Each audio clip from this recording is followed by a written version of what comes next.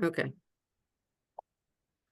Okay, welcome everyone to the April meeting of the PSC Retirees Chapter. As you can see from our program, we have a very full program for you today. And so I'd like to not do too much chit chat before we start, and I'd like to start promptly. I will stop sharing my screen now so we can all see our faces. And okay, so this afternoon, we're going to start with a few minutes of hearing from Liz Stevenson. Oh, first I should say I'm Bonnie Nelson. I'm the Secretary of the Retirees Chapter, and I'm here today because Ann Friedman, our chapter chair, is away, and Diane Mena, who was to chair this meeting, suddenly took ill this morning. So I hope she'll be feeling better later. I'm not sure if she'll be well enough to join us later, but we wish her well. And I'll be chairing. And today we're going to start off before our main speakers who will be talking about financial planning after retirement. We're going to hear from Liz Stevenson, who is our PSC Vote COPE coordinator. And Thanks, Liz? Bonnie. Yeah, hi everybody. My name is Liz. I'm a HEO at City Tech. An ASAP advisor here, and I've been here since 2016. So I look forward to the day when I'll be able to join your chapter. Um, so I am the COPE coordinator for the PSC. I'm going to share some slides. I think I did this once before at your chapter meeting, but it was maybe 2 years ago. So many of you probably weren't there. And I'll try to go through it quickly because I know there's a lot of people here who probably already know what COPE does. Um, but COPE is basically our PAC for the union. It allows us to make political spending. It is, like a political action committee. It's a fund. So in addition to regular member dues, any member, including retiree members, can make voluntary contributions to the COPE fund. And we don't use regular member dues to fund political campaigns. So that's why we do need this separate fund. And our COPE is underneath NYSET's COPE. So we're affiliated with NYSET. NYSET has a statewide COPE campaign, and NYSET obviously has like an office with lobbyists and things that this money helps pay for. So it's a way to advocate for PSC needs, for CUNY needs, and also for statewide K-12 needs. Funds can be used on advocacy work on campaigns like the New Deal for CUNY, whether it's like marketing materials or buses to Albany. It can be used to make actual campaign contributions to elected officials or candidates for office. It can be used to support other organizations, other political groups who are working with us, our allies in coalition. And it can be used to stipend members like myself to do political work for PSC. So this is just a chart showing some recent years in terms of where the money went. We are going to update this because people asked, they wanted to see city versus state spending. But so you can see in 2023, we spent about $31,000 on campaign contributions. That was primarily to city council members, right? So there were city elections that year. Might have also been for any other city candidacies. In 2024, there were state elections. So that those campaign contributions were mostly going to state Senate candidates and state assembly candidates. You can see the green went up a lot. That's because we started paying our WFP dues through this fund. So we are an affiliate of the Working Families Party, and we pay for participation in their. We have basically like a seat in terms of their decision making, and that comes through our COPE money. We also give money to groups like Make the Road New York and the People's Plan and other groups that, CUNY Rising Alliance. And then the stipends go, like I said, to people like me or Heather James or Remy. Some of you might know Remy. So that's primarily how we're spending the money.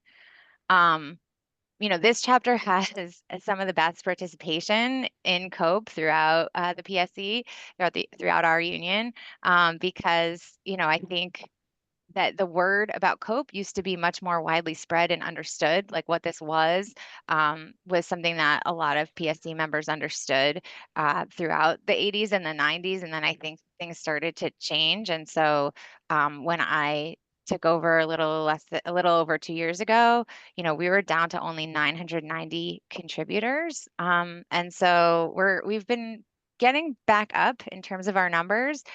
We've been making some gains in the past couple of years. And so I think it's probably more than 2,500. I should update this slide, PSC members who are currently making payroll contributions. That doesn't include retirees, which we'll get into. But here's a little chart, so in 2019, we have now exceeded our 2024 total is back up above what it was pre-pandemic. So that's good, right? The pandemic brought everybody down throughout NYSET, throughout the whole state. And now we've made a lot of gains, but we definitely still need to improve, compared to a lot of other NYSET groups around the state. Our participation is relatively low, I would say. So, why do we need this? As you all know, we have budget battles in both the city and the state. And, in terms of CUNY funding, that's really important. We have a mayor and a governor. Well, our mayor has cut money to CUNY by close to $100 million, right? So that's been really harmful. And the governor has been here and there, she's done some good things for us. And then she does things like proposes tuition increases in 2023. She's all over the place. So we need allies in the city council and in the state legislature to really make sure that we get what we need in these budgets. We also need those allies to do things like fight against Medicare Advantage, right? And it really helps that the PSC has people in the city council who are able to take on that fight with us. And that's partly because of this money, whether we like it or not, money is power in our political system. So, it's not a quid pro quo, but it does grease the wheels. So here's some budget victories from last year. It was a tough year, but the council did restore some of the mayor's cuts. They put in money for things like CUNY Reconnect and ASAP. And when it comes to the state, we now have $53 million in funding for faculty hires that will be recurring. We got an additional $40 million in operating aid over what the governor had proposed. So, and then the increased TAP awards, which is something the governor actually herself wanted to do, happened last year. So this year we'll see what happens.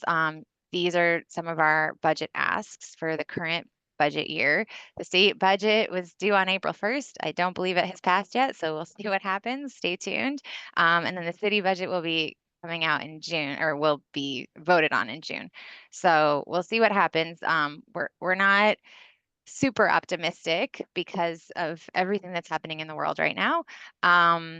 But it's also hopefully not going to be a bad year for us because Hochul is running for reelection next year and she needs downstate votes. So she hasn't been too terrible in terms of her initial budget proposals. And then these are just some NYSET charts. I won't go into them too much, but one of the big things that NYSET works on is trying to fix Tier 6, which probably doesn't apply to that many people in this group. But, for people like me who are hired later, our pension benefits aren't as strong. And NYSET is working to fix that statewide. And, lots of things have to do with K to 12 education. And then, of course, increased funding for both CUNY and SUNY. So I'm going to put the link in the chat. Unfortunately, retirees can't make payroll contributions. So your contributions, you can do them online as like a one-time contribution. It's a minimum of $25 if you're contributing online. You could also put a check in the mail to the PSC offices. We're happy to get your money that way if that's something you'd prefer. But either way, we'd really appreciate your participation in this COPE campaign for 2025. And I'm happy to take any questions.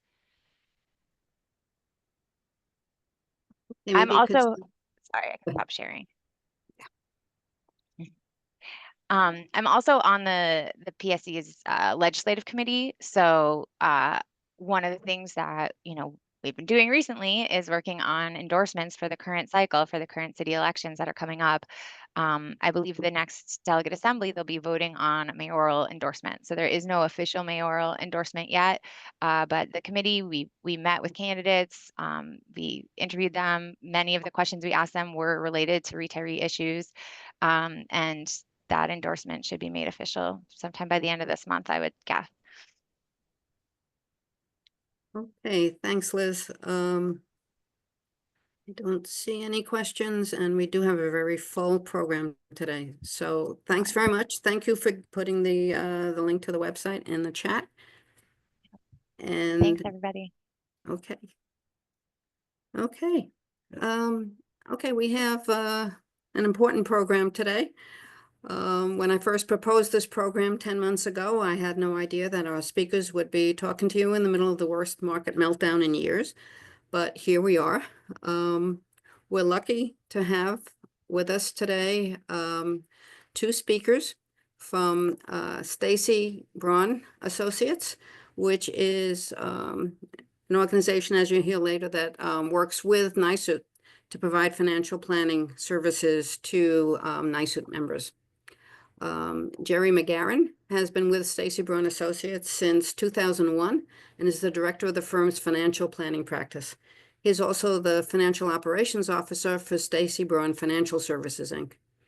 Prior to joining the firm, he worked for a major insurance company and a regional accounting firm as an accountant, financial planner, and portfolio manager. Jerry graduated from Glassboro State College with a Bachelor of Science degree in accounting. He became a certified financial planner in 1997, and in 2010, he earned certification as an IRS enrolled agent. David Bonington is a certified financial planner who has been with Stacy Braun for nearly 7 years. Prior to joining Stacy Braun, he worked for several decades as a banker and advisor in the field of corporate bankruptcies and revitalizations, and he holds undergraduate and MBA degrees from Columbia University. David is currently also an adjunct instructor in the continuing education program at NYU, and he is married to a now retired 30-year public school reading teacher. So thank you very much, David and Jerry, for joining us today, and we hope to learn a lot. All right. Turn it over Thank to you. you. Thank you, Bonnie. Thank you, Bonnie. Let's see. Okay, so welcome everyone. Thank you for inviting us to present today. Jerry and I are going to be talking about financial planning in retirement, not for retirement. We're going to be addressing you as retirees. And today is really just going to be a tasting menu of sorts of some different topics. It's meant to give you some background knowledge and some foundation information around certain topics. It's not meant to necessarily be complete, but it's just to give you some background knowledge and some context for future decision making that might be coming up over the horizon for you. So these are some of the topics that we'll be addressing today. I'll be taking the lead, and Jerry's going to be really the color commentator, but he's the boss, so he actually gets to jump in on a couple of the slides, and I'll yield when those pop up. Just quickly about the firm, the Stacy Braun was founded in 1977 as a wealth management firm and managing institutional money for unions and pension funds and so forth.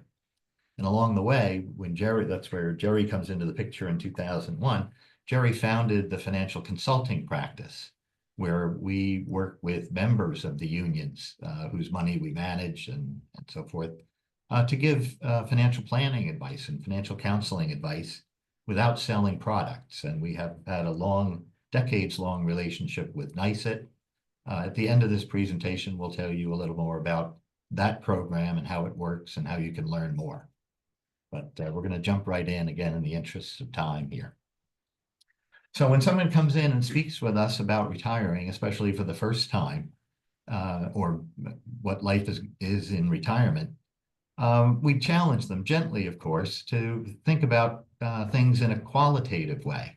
Is your retirement going the way you thought it might? Are you living where you want to live, or maybe the climate or the density is starting to get to you and you're considering moving? maybe proximity to family, to children, possible grandchildren might be something that's on your mind. And are you contemplating those kinds of changes? Are you doing what you want to do? Do you have more or less the right balance of part-time work or volunteering or travel and entertainment and hobbies? Or do you feel like you want to adjust that mix or introduce some major endeavor? And then what changes might you be considering? Are you thinking about relocating, for example, or downsizing to get possibly reduce expenses or things like that?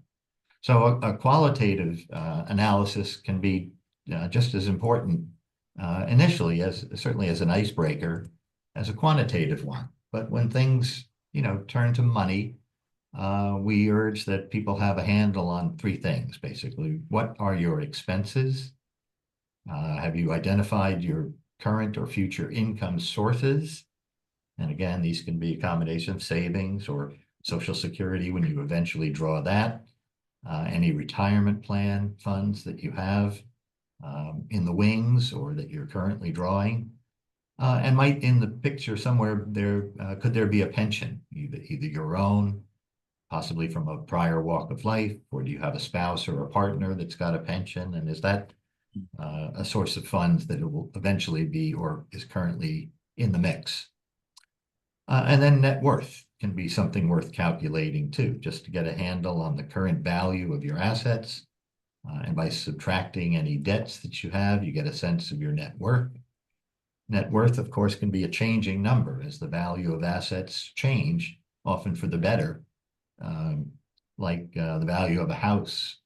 I'm hesitant today to suggest the value of a portfolio will increase when just about everyone's is taking it on the chin during the trading day today. But as a long-term matter, we often point out and remind clients that, yes, there is this market commotion that can occur from time to time, but over a long period of time, a portfolio of financial assets should very definitely be something that appreciates.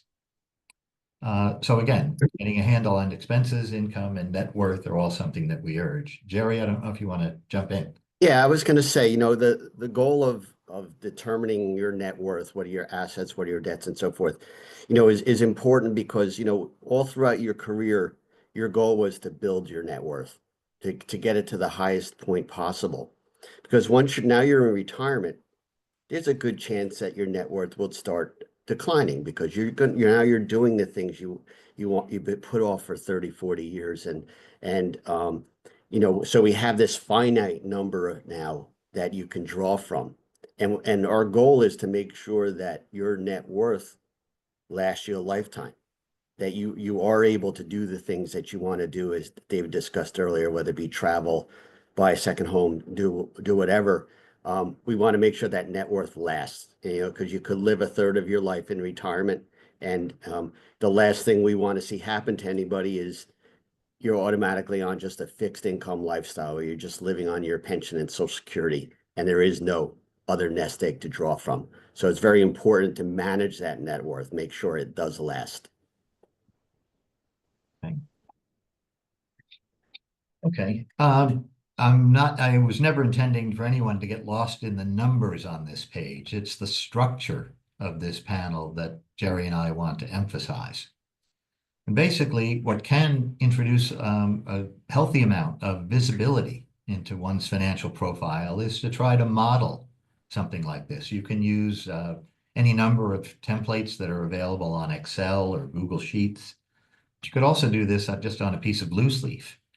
The idea is to plot going forward for as many years as you are able to shine the high beams out. Maybe it's 3 years in some cases. Ideally, it might be 4 or 5 years.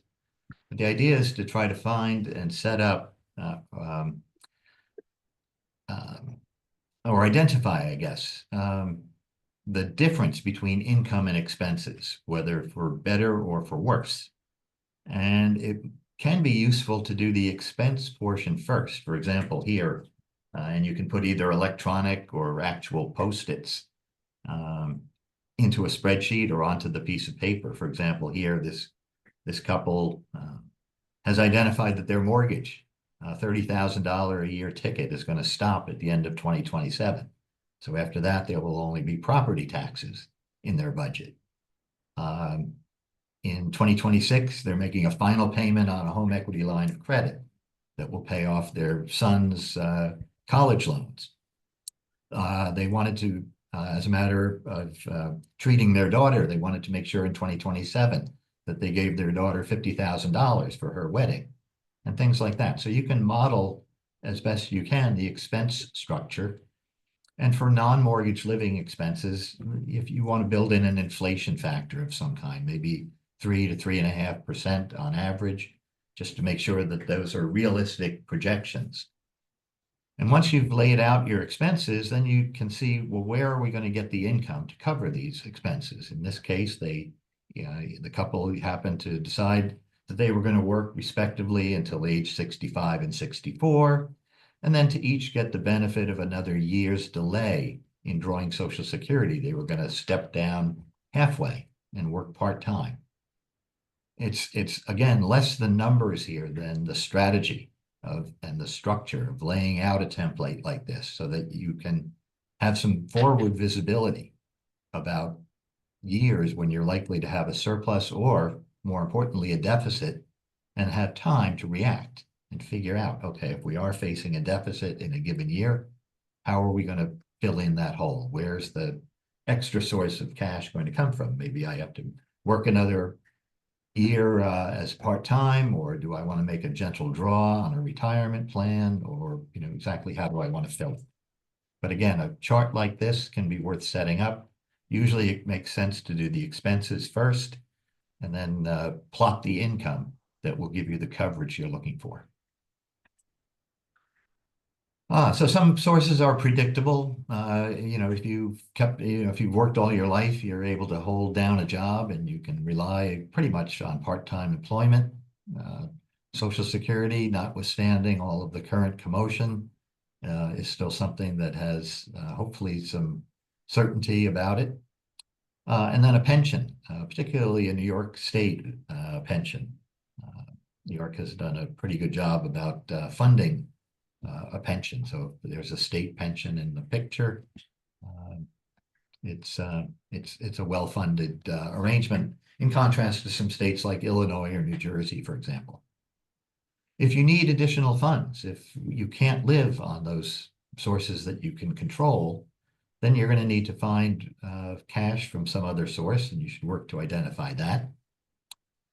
If you do need cash, a portion of your portfolio should be geared to reliably generate that cash. In other words, not particularly on a day like today, we're more than well reminded. Assets that need to reliably generate cash should not be in stocks, but it should instead be in bonds or money market investments.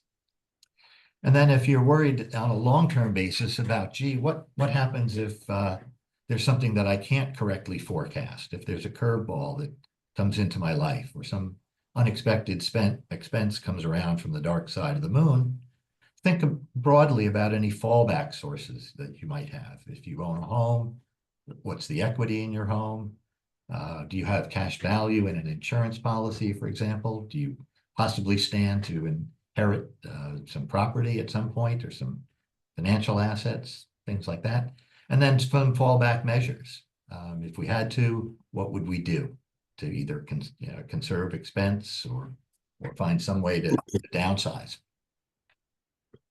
If I may add a point, so yeah, if you're generating, let's say your pension or ORP and your Social Security is not enough for you to live on, and you're drawing income from your retirement accounts, let's say of a 457 or 401k plan, we want to try to make it so that any fluctuations in the market, like what's happening these last few days, do not impact how you're going to live your life. Meaning that if you need, let's say you need an extra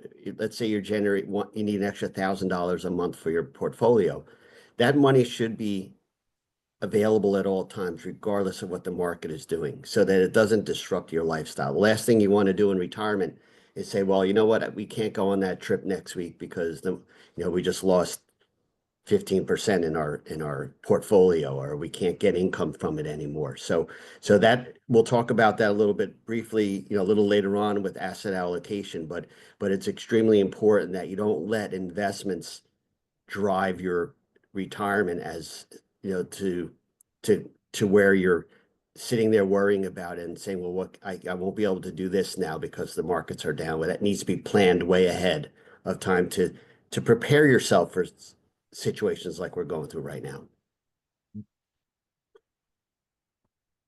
Okay. Expense conservation. If that's something that you feel like you might want to undertake, it's not easy. It's far easier to make this slide than it is to actually engage in the exercise or bear the impact of expense cuts.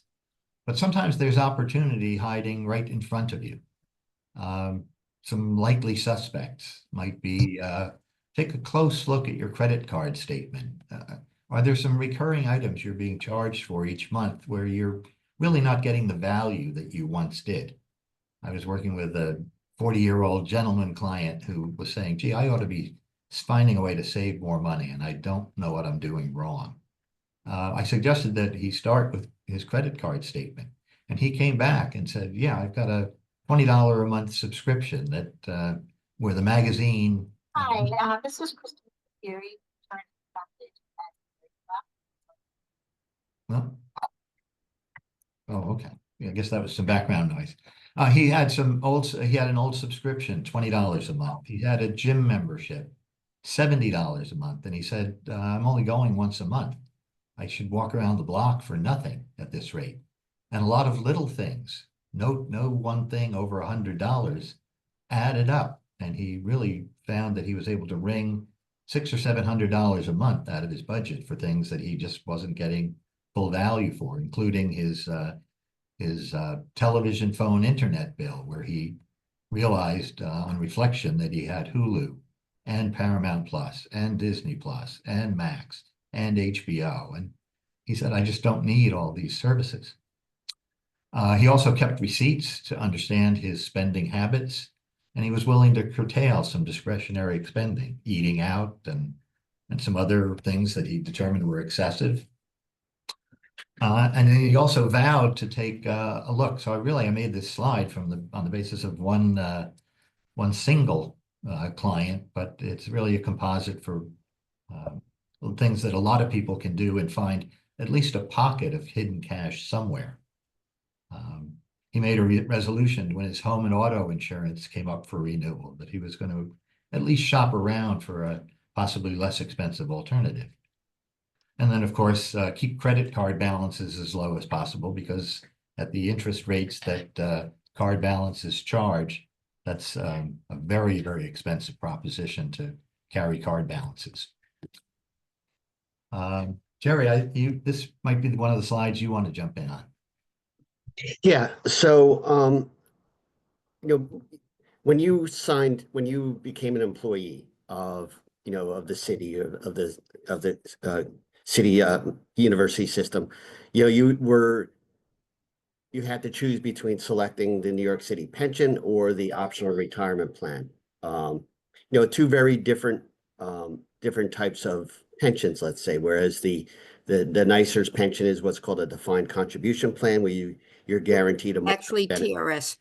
A People TRS, I'm sorry. Yep, TRS. Where it's a defined benefit plan where you're guaranteed a monthly benefit at the time of your retirement. And then there's the ORP, where you're investing your own money. It's called a defined contribution plan. You're investing the money as well as your employer, but you invest it. You determine how it's going to be invested, how it's going to grow. It's going to be subject to market fluctuations, but it's your money at retirement. And it's your money to do whatever you want with. Now, it's at that point, you decide, well, what do I do with this money? How do I take money from it? How do I create, if it's in the ORP, how do I create income from this account so that I can treat it as a form of a pension, that I can get a monthly check and so forth. So there's different types of strategies that you can do. And many of you may have done this already, but you can annuitize a portion of your portfolio. And what that means is you're basically, let's say, if it's at TIA CREF, you're basically annuitizing means you tell TIA CREF to keep some money. And in return, by them keeping the money, they promise to pay you a monthly benefit for the rest of your life under certain, terms. Okay. That money is no longer accessible to you. You can't go in and take money out, but you turned it into a pension, so to speak. Okay. So some folks will look into annuitizing. It's a safe way of guaranteeing a monthly income stream. Much like we're going through these past couple of days, if you annuitize, you're still going to get your check. Okay. But I wouldn't say annuitizing your entire account is the right thing to do either, because you don't want to give all of your liquidity away to TIA CREF in return for monthly income. You need to have a bucket of money to tap into from time to time. Okay, so maybe you want to annuitize only a portion of your account. You can also take out interest only, or you can roll this money. You don't have to keep it at TIA. You can roll it over to what's called an individual retirement account. And that's where it's moved over to another company. You have full access over these funds, when to take it out, how to invest it, and so forth. But there are restrictions. So if you have money in the TIA traditional account that was contributed on this by the school, by CUNY, TIA places restrictions on how to take that money out of the traditional account. If it's in the CREF accounts or if it's in other TIA investments, it's 100% accessible. But if it's in the traditional account, since they promise to pay you a higher rate of interest and it's a form of an annuity, there are restrictions on how to take that money out. It's either you annuitize it, take interest only, take it as a required minimum distribution, or you take out 1/10 a year for 10 years. So keep that in mind. If you have a lot of money in the traditional account, there's restrictions on how to take that money out. So just wanted to point that out, because the ORP is somewhat different from the TRS. And there's TIA can get kind of complicated if you haven't learned that already. So just something to be aware of. Okay, and then in standard retirement accounts, generally funds can be withdrawn without any penalties after age 59 and a half, and many plans permit age 55 if the employee is separated from service. Just as a public service announcement that's probably looking ahead for most of you, required minimum distributions currently start when an individual turns 73. But by current law, that age will become 74 in 2029 and eventually 75 in 2033. So based on your age, be mindful of the year when you need to start taking distributions. There is a potential for withdrawals to be donated to qualified charities if you're inclined, and if you've got a sufficient amount of capital to enable you to do this, and you're charitably oriented and so forth. You can satisfy the required minimum distribution standard and get a deduction for 100% of your gift if you take the route of passing the withdrawn securities directly to the charity. And it actually improves it stretches the value of the gift. For example, if I took $100 out of my plan and I had to pay, I don't know, 30% federal and New York state tax, I'd have $70 cash in my hand and have that to give to the charity. But if instead of taking the 100 and being liable for $30 of tax, if I took a $100 asset out of the plan and conveyed it directly to the charity gets the $100 gift. I get a deduction for a $100 gift. And when the charity gets around to selling whatever that asset is, it's a charity. It won't pay any tax, so it will get the benefit of $100 in my example. So that can be a win-win. And I've seen this a lot. So ever since 2017, when the tax law changed, and a lot of folks aren't itemizing their deductions anymore because their SALT, which is the state and local income tax, is capped at $10,000, or maybe you're retired now, you don't have a mortgage anymore. So married filing joint, the standard deduction is about $30,000. So if you don't have itemized deductions under $30,000, any gifts you make to charity are kind of wasted. Okay, you don't get a tax deduction for that. So one way around it is, let's say I have to take an RMD of $10,000. But let's say over the course of the year, I give $5,000 a year away to Salvation Army. Instead of just giving it away, I'll tell my the custodian of my retirement account to say, cut a check for $5,000 at one time to Salvation Army. So my RMD drops from 10,000 to 5,000. So the Salvation Army is getting their $5,000, and I'm not getting taxed on $5,000. So in a way, even though I'm taking the standard deduction, I just saved myself.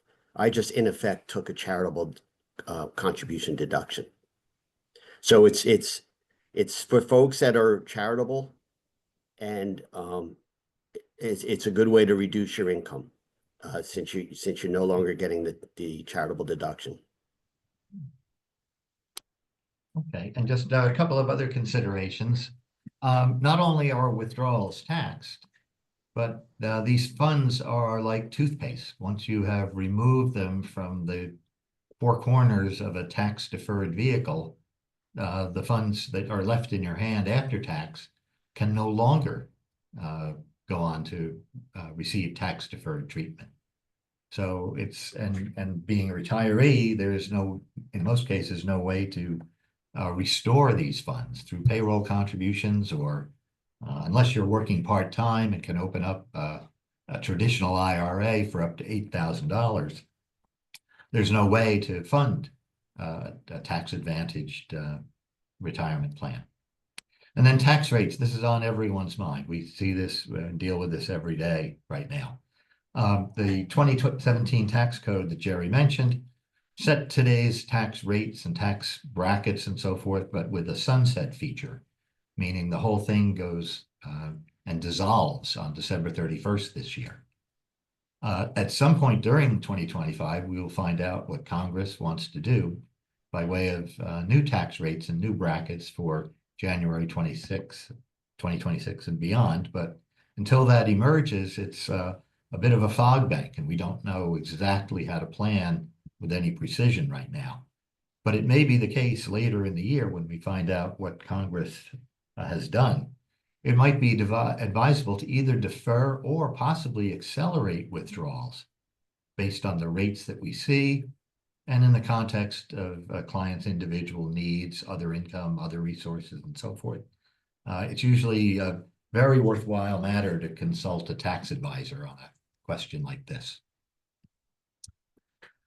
Just in terms of investments, just a quick profile here, just to try to remind you, I guess, in this maelstrom that we're in for the last 3 trading days.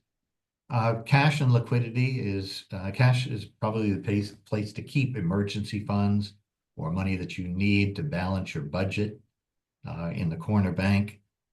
You can make sure that you're getting, though, a market rate of interest. CDs and high yield savings accounts right now offer rates that are approaching or touching, or in some cases even slightly over 4%.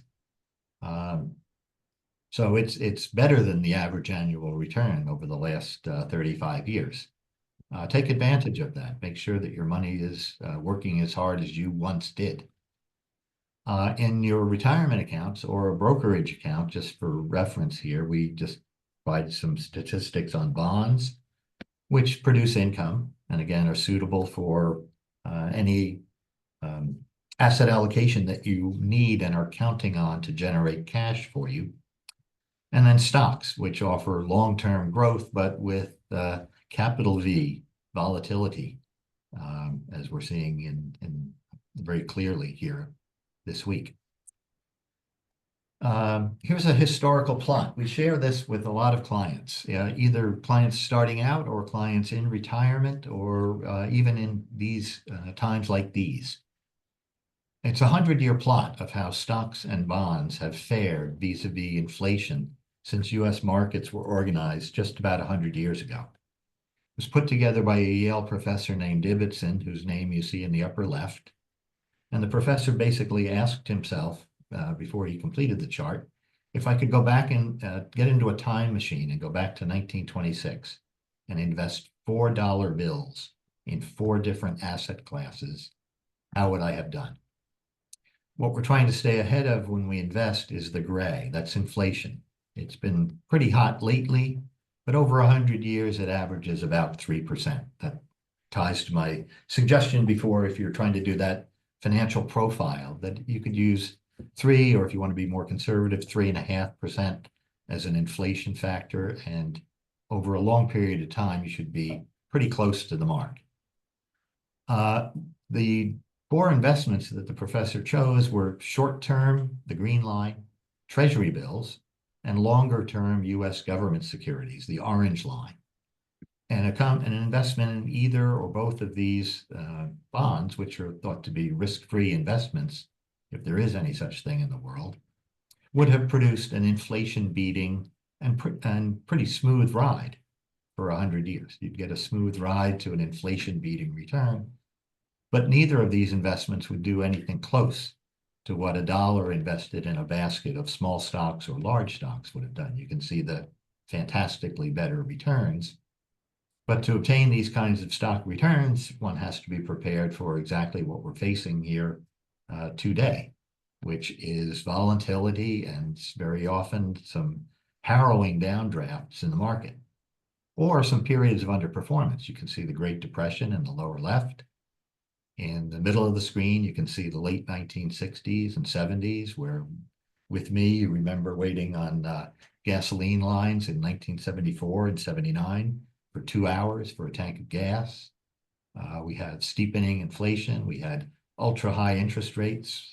Mortgage rates were in the vicinity of 16% or so in 1977. We had Watergate, we had Vietnam, and so forth. To the right, you can see more recently the double V for the 2008-9 recession, when there was no place to hide. If you were in stocks, you watched your portfolio fall by 1/3 or more.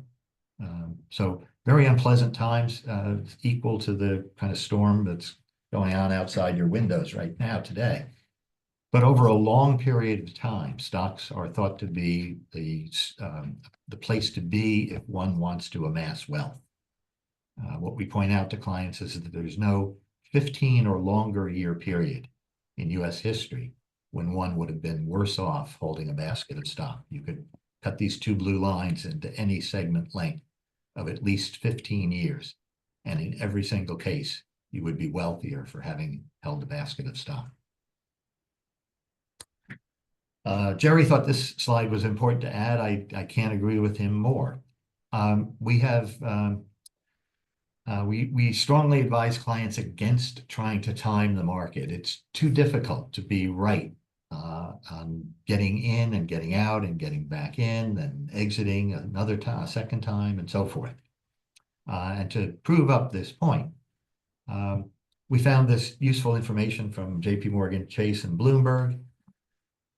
If one had put $10,000 into the Standard & Poor's or the Fortune 500 stocks on 1/1/2003, a period of time since when there's been about 4,800 trading days when the market's been open. If someone had made a $10,000 investment and come back recently, maybe not today, but recently, start of 2025, you would have found that your investments grew by almost $65,000. However, if in trying to time the market, you can see if you missed simply a handful of the very best days, as few as 10, 20, 30, 40, 50, 60 days, your investment would still have grown, but you can see how badly you would have compromised your return just by being, meddling overmuch on the wrong days and missing out on some tremendous rallies. So our advice is to, even in times like this, with a view to the Ibbotson chart you saw on the prior slide, Our advice is generally uniformly with the amount that you have allocated to stocks in a portfolio. It doesn't have to be all stock, but for the amount that you have allocated in stocks, don't let turmoil like we're in right now throw you off your long-term game plan. Stay the course, maintain discipline, maintain diversification. And Jerry, I don't know if you want to add something. Yeah, I mean, obviously this is for money that you don't need right away. I mean, we talked about earlier, if you're generating income from a portfolio, it shouldn't be heavily invested in the stock market anyway. But let's just say you have money sitting in the stock market and, you know, we've seen it drop, literally 15% in the last 2 weeks or so. And let's say today you say, well, you know what, I'm tired of this. I don't want to see my money lose anymore. I'm pessimistic about politics and the economy. I'm going to get out. And then you get out today. Okay, the stock market's down about 2% today. And then you wait a while, and then a couple months go by. Let's say the tariffs are lessened or removed. Everyone's getting along just grand, and the markets go back up, and then you say, okay, well, I'm going to get back in again. Well, not only did you get out at the bottom, again, I'm not saying today's the bottom or not, but if not only do you get out at the bottom, but you missed that growth of 2 months where it recovered. And then you get back in again. And then by then it might be time for another drop. So it's the markets are based on two main emotions, fear and greed. When fear's at its highest, people sell and they get out, drives the market to drop.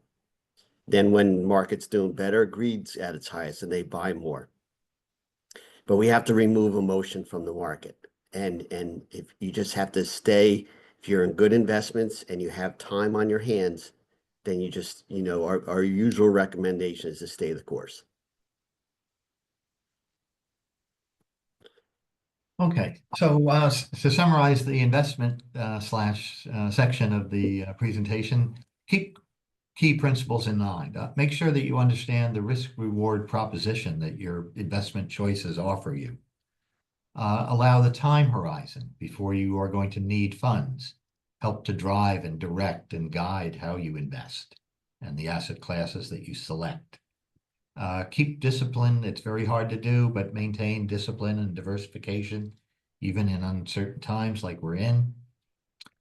From time to time, when the storm passes, it might make sense to, down the road, rebalance a portfolio in better times, possibly as you age, for example, shift a little bit of your stock position into a greater position in bonds or money market funds.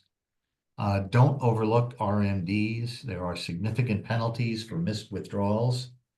The penalty rate was actually dropped a couple of years ago, but the other shoe to that reduction in the penalty is that the likelihood of enforcement has gone way up, and the IRS is going to be far less sympathetic than it was to missed withdrawals. So if you are turning 73, 74, 75, make sure you put your RMD amount, which can be calculated, or your tax professional can help you calculate. Make sure you put that on your refrigerator so you don't forget.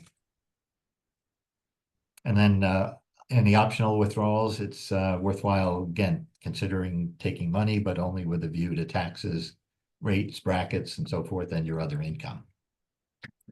In your accounts, too, be mindful of fees and expenses. If it could be, again, expenses that drive this, or simply simplification. If I have 1 or 2 or 3 stray cat IRAs from a former walk in life, it might be useful in retirement to consolidate them. And then I only have 1 kettle on the stove instead of 3. And then just be mindful of costs, which you might be able to reduce by rolling over to a more efficient and less expensive plan, like a rollover IRA that Jerry talked about earlier in connection with the TIAA. One thing I wanted to point out, and someone had mentioned this, and I thank them for that in the chat things. If you do roll the money over, if your money is strictly in an ORP, and you do roll the money over to an IRA, which you can do, however, the ORP is not taxable by New York when you take the money out. Okay, so if you're a New York resident, you take money out of the ORP, whether you annuitize it or whether you just take it out as needed, take out interest only, that money is not taxed at the state level, New York level. However, if you do roll it to an IRA, the original principal that you roll over is not going to be taxed when you take it out, but any growth on the investment in the IRA will now be taxed at the state level. But you do get a $20,000 per year pension exclusion, and that may apply to you. We'll talk about that in a minute, but just wanted you to be aware of that. I forgot to mention that. Okay, great. Thank you. And then periodically, you might want to consider, but in the context of this consideration, we urge you to consult a tax professional. This is not to be done lightly.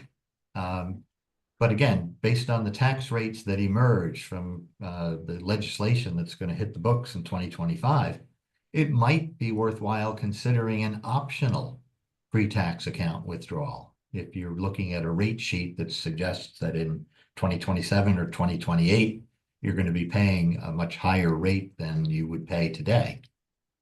Also, taking money out today, even though you pay tax at today's known rate, will reduce the size of the account and subject you to only a smaller future required minimum distribution when you are up against those rates. Similarly, you might want to consider an optional Roth conversion. The tax authorities will never stand in your way because there's no income limit or limit of amount of funds that can be converted from a pre-tax account to a Roth account because the tax authorities are getting their tax sooner than they demanded it. So they will never stop you. But it's still, again, not to be done lightly. Rules apply. Our strong advice is to consult a CPA or a tax professional. Again, the game plan here would be to pay tax at today's rate, but you maintain tax-free growth because you are not withdrawing the money. You're simply recharacterizing the nature of the money in a plan. So you're going from a pre-tax plan to a Roth plan. And Roths have no RMDs, and they offer you the prospect of tax-free future income. Also, go ahead. Oh, I'm sorry. Yeah, one point about Roth conversion. So you may be, depending on where you are in retirement, you know, I look at retirement as basically three times where your income is going to increase. Or one is when you start collecting your pension, and then two is when you're collecting your pension plus Social Security, and three when you're collecting your pension plus Social Security and collecting your RMDs. So your taxable income is very possible can just increase as you age. So sometimes we look at an opportunity and say, well, what if I'm just collecting my pension right now? Or what if I'm in the ORP and I can control how much money I'm taking out? I may be in the lowest tax bracket for the rest of my life. Okay, before I need to take Social Security or before I take the RMDs. So it might be a good opportunity to convert some of your retirement money to a Roth at a lower tax rate and therefore let it grow tax-free forever. And you also don't have to take RMDs from Roth IRAs. So we have to move on quicker. We have 5 minutes left, David. Yep, got it. Okay. But just a couple of hazards here. Consult a tax professional because there's a 5-year waiting period after a Roth conversion, and you cannot undo or unring the bell on a Roth conversion. So strong advice here would be treat this like nitroglycerin. You can safely transport it, but use expert hands to do so. Social Security, you can draw between 62 and 70. You can see here that for most of you, many of you possibly, at 67 might be your full retirement age. If you were born after 1960, that's the age at which you get 100% of your benefit. If you draw before then, you can receive Social Security, but you can see the fraction of the full retirement benefit that you would receive. And if you are able or decide to wait until after age 67, you can receive a premium of 8% per year for every year you wait up until age 70. Good time to evaluate insurance. We got, Good question here is, do you need life insurance the way you did at 32 or 35? Depends again, no one size fits all answer. But when you were young, you may have had young children and or a mortgage that you needed to protect, but there might still be purposes why you want to maintain life insurance. Also, just a question worth evaluating. Long-term care insurance, it's generally very expensive. The number of insurance companies writing policies is dwindling, and they're driving very, very hard bargains, including the right to raise premiums. You might be in position to consider self-insurance if some or all of your required minimum distribution money doesn't have to go to living expenses. If you're able to start investing that in your 70s, by the time you're at an age, in your 90s, let's say, when you might need care, maybe that investment account would have some meaningful wherewithal in it. And then umbrella insurance, it's generally very inexpensive. It's secondary insurance above home and auto and other kinds of insurance that can protect your accumulated wealth. The last thing you want in retirement is, some challenge or judgment against you. Umbrella insurance can ride to the rescue in those circumstances if you've got it geared to protect you from certain astronomical claims that might arise from a home or auto accident of some kind. Here's the tax slide that we promised you. And I think we've already really talked to in terms of taxability of retirement income. These are some tax-friendly states. Sometimes a client will ask us, gee, if I want to move from New York, is there a safe tax haven somewhere?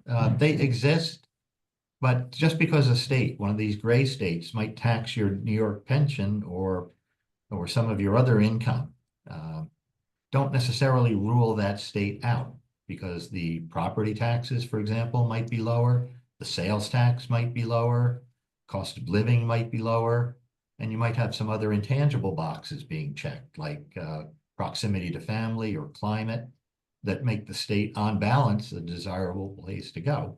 And you could, on a total tax basis, be better. Again, if some of your income is being taxed, but you have lower property taxes, lower sales taxes, and so forth, it might be a winning proposition to move even to a gray state.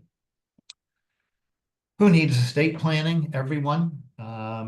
A proper plan. Many of you have these documents in place, but you might want to upgrade them or update them for life events, births, deaths, divorce, so forth. Careful planning can avoid wealth depletion for late in life healthcare costs, can provide for immediate asset transfer so that the probate process, time and expense doesn't stand in the way of heirs receiving property. Trusts can handle special purpose situations where you want a slow release or a managed release of funds to an heir. So an estate planning attorney should be consulted. And then a plan documented with basic documents.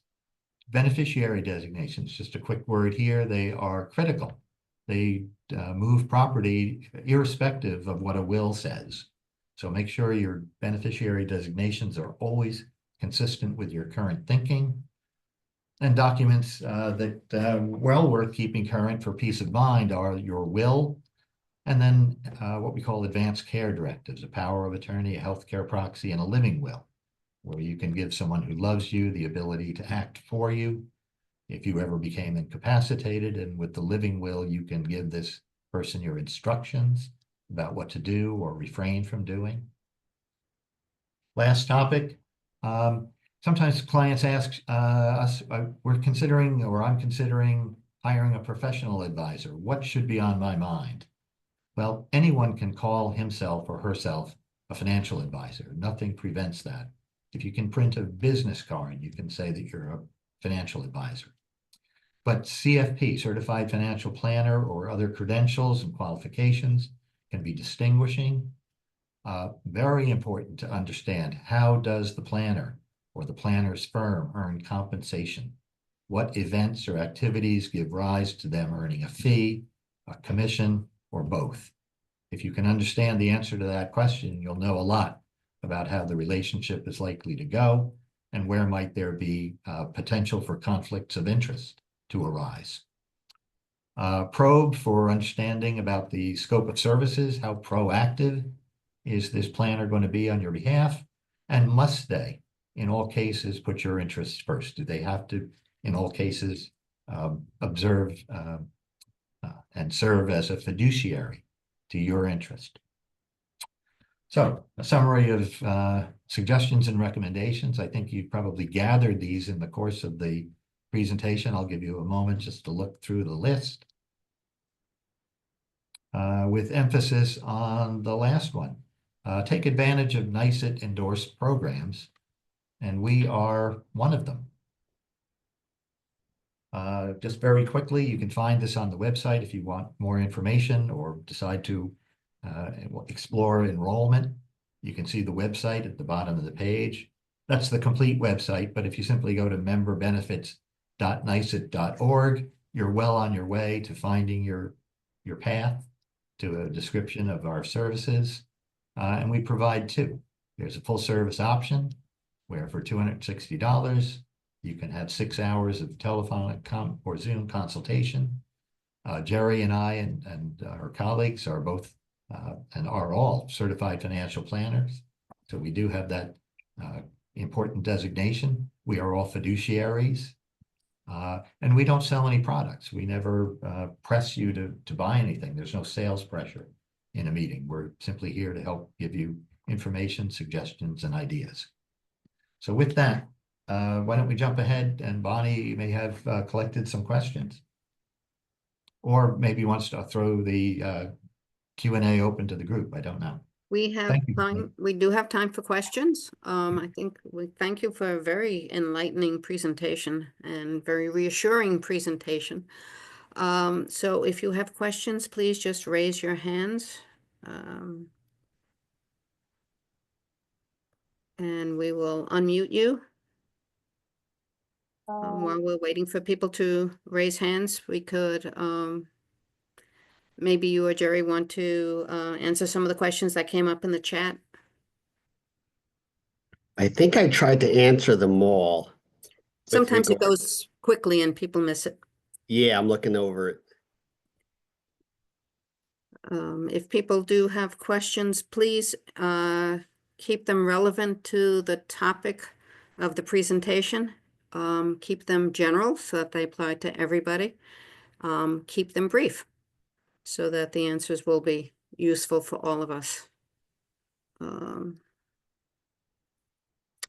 Okay. Lisa, you have a question? You can unmute yourself.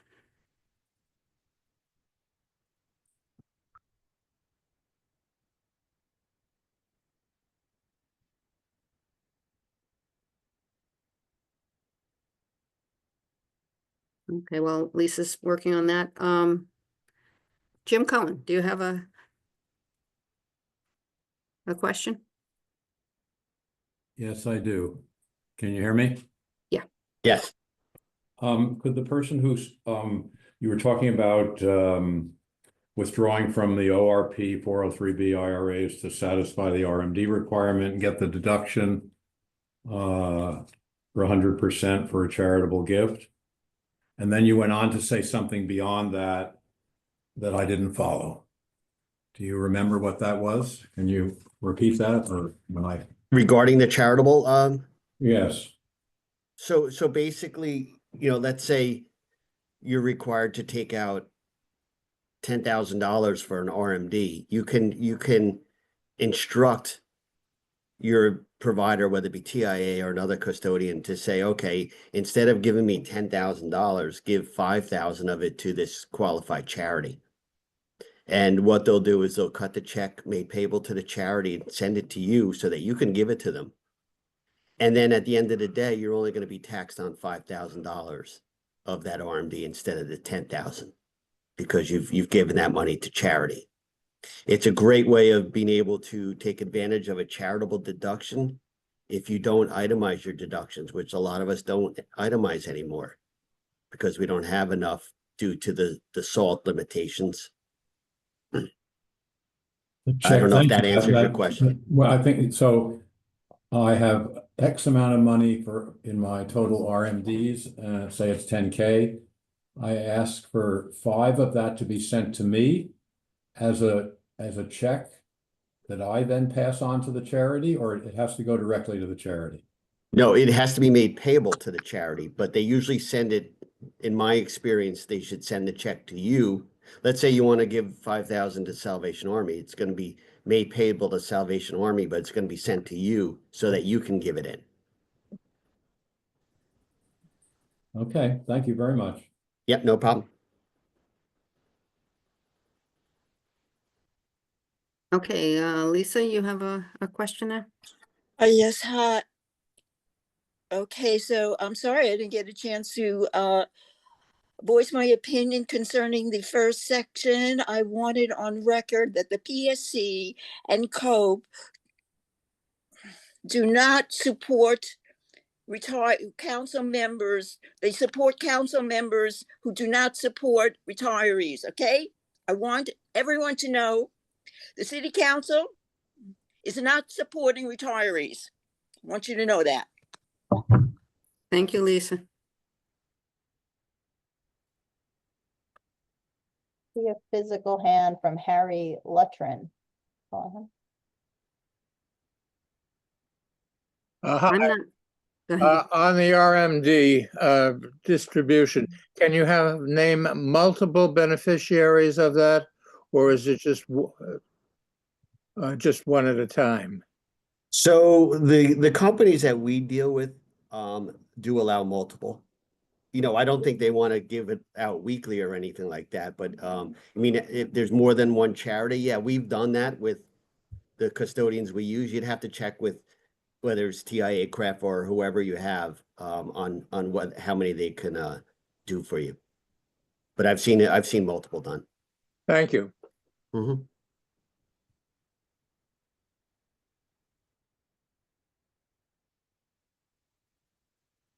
Okay, there don't seem to be any other questions. I wanted to put in a plug for Stacy Braun Associates. When my husband and I were retiring, we are with TIA. We have a TIA wealth manager, and being, you know, super nervous people, we wanted a second opinion, and a friend made us aware of this program through NYSUT, and so we were very happy to take advantage of it, and for a relatively low cost got reassurance that what our TIA wealth manager was telling us made sense for us and was, you know, we were in good hands. And it was just really nice to get, you know, another opinion, because, you know, people have mixed feelings about TIA, and, you know, and you want to know that they're giving you good advice and not just telling you things to keep you there. So it was good to get outside counsel, and the Stacy Braun people, you know, not only are they not selling you anything, but they're not taking a percentage of your assets every year, which I also think was quite nice. Jim Cohen, you have another question?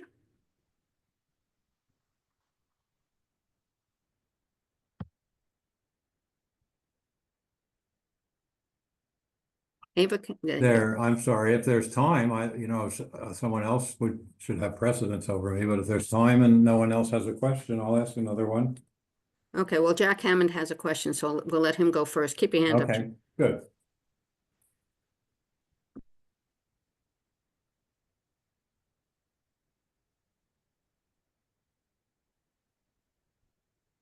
Ava, are you unmuting or am I? Sorry, it takes a while to unmute. Simple question, how do you locate an estate planner? Well, that's a good question. I usually, you know, find out if you have any endorsements through NYSUT. I know NYSUT, I believe, endorses a legal benefit. You can also just, I mean, I always say if you need a financial planner or an attorney or an accountant, you ask a friend or colleague, you know, if they have someone, if they like somebody. But I always say, you know, check with NYSUT and see if, you know, if they haven't endorsed I believe it's a company called Kramer, Feldman and Monaco. They're based out of Long Island.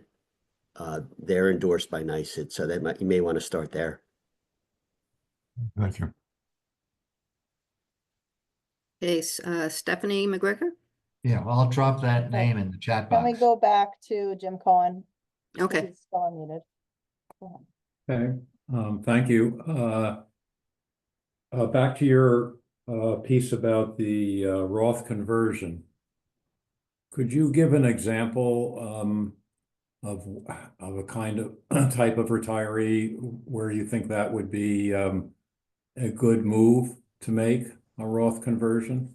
Sure. Let's say someone is just collecting their pension right now and they're living off of if they need extra money, they're just taking it from a bank account or whatnot. So their tax bracket's probably very low. Let's say they're in the 12% bracket.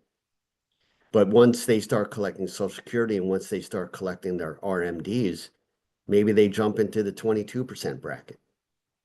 So we look at it and say, okay, well, how much money can you take out and stay in the 12% bracket? How much money can we convert and just pay 12% and do that conversion?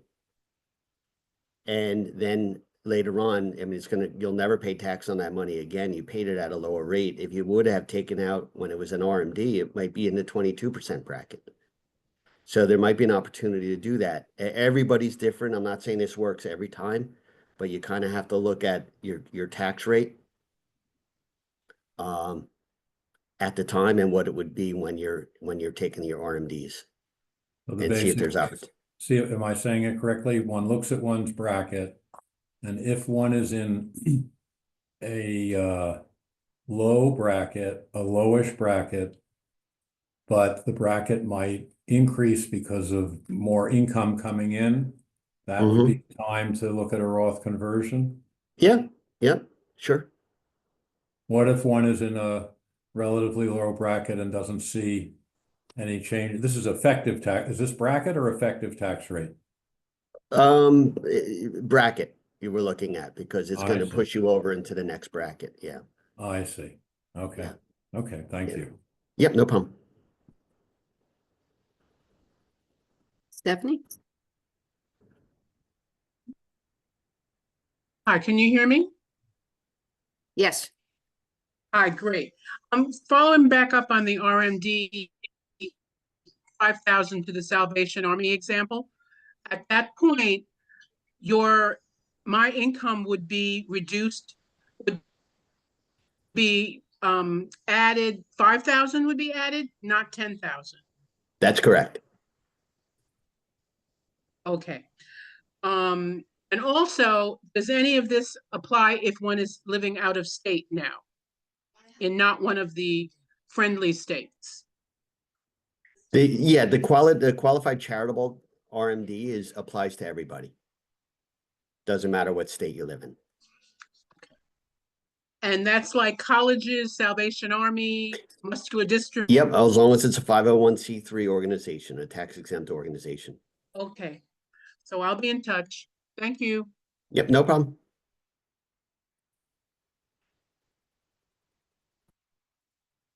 Lawrence Kirby. Thank you. You suggested instead of taking out long-term care insurance, self-insurance. Could you just clarify for me what you meant by that? Sure. I mean, self-insurance just means that you have enough, you save your own money to cover the care rather than buy insurance. Some people have enough money to cover, or they may have enough income to cover a long-term care situation. So they use their own money to do it. And a lot of times you have to look at who's depending on this money for you. If you're single, you may have more flexibility with, because you're not worried about making sure that your money is not depleted, for a spouse or whatnot. So you kind of just have to look and see if you have enough money for the care. And if not, and someone is going to be relying on that money, then maybe long-term care insurance might be the answer for you. But it's complicated product. Premiums do go up. It's not for everybody, but it's something that everyone should at least look at. I don't know, David, if you had any more. Yeah, just structurally, the concept would be, gee, if I'm fortunate enough to not need all of my required minimum distribution to live on, if I've got enough other wherewithal, well, I have to take the RMD or I'm going to pay a 25% federal tax penalty. So I take it possibly through gritted teeth, but I take the money that's left in my hand and I open a new, if I should happen to need it, brokerage account. And I start investing a sum of money each year at 75 and 76 and 77 and 78, and so forth. By the time the theory would be, or the hope would be, by the time I get to an age when I might need some care, 91, 92, 93, somewhere in there, this account should have at least some wherewithal in it to give me some funding if I should need it. And in the meantime, I have not, on the other hand, on the other side of the coin, I have not turned thousands of dollars over to an insurance company and get to 91 or 92 and 93 and find that I'm lucky enough to not need the care. So like a lot of things in life, it's, a decision or a strategy that you would set in motion with some things that are known and some things that are unknowable. Thank you. Gail? Thank you. First, I wanted to thank you, Bonnie. You're doing such a great job of moderating. And our presenters, you are Okay. speaking so clearly. As a retired English professor, when words are used, particularly regarding finances, and I don't understand them, I go berserk. I have not gone berserk once since you started talking. So thank you very much. I still have some money in TIA, and I'm trying to, working with my husband to consolidate, but TIA has this relationship to our healthcare. There's a fund of money that must remain with TIA in case we need it for our health insurance. That always makes me a little berserk. Can you talk about that at all? I'm not sure if David and Jerry are aware of this. When Or not, definitely not. Okay, when CUNY full-timers retire, in order to get New York City health insurance, they are required to annuitize $10,000 of their TIA accumulations and turn that into a small annuity, and that small annuity is considered to be a New York City pension. And that's what entitles you to your New York City health insurance. And from that, they take out whatever tiny premium might be needed for, right now, it's just for a hospitalization supplement. In addition, according to the CUNY contract with TIA, we're required to keep, beyond that $10,000, we're required to keep an additional $40,000 in reserve with TIA.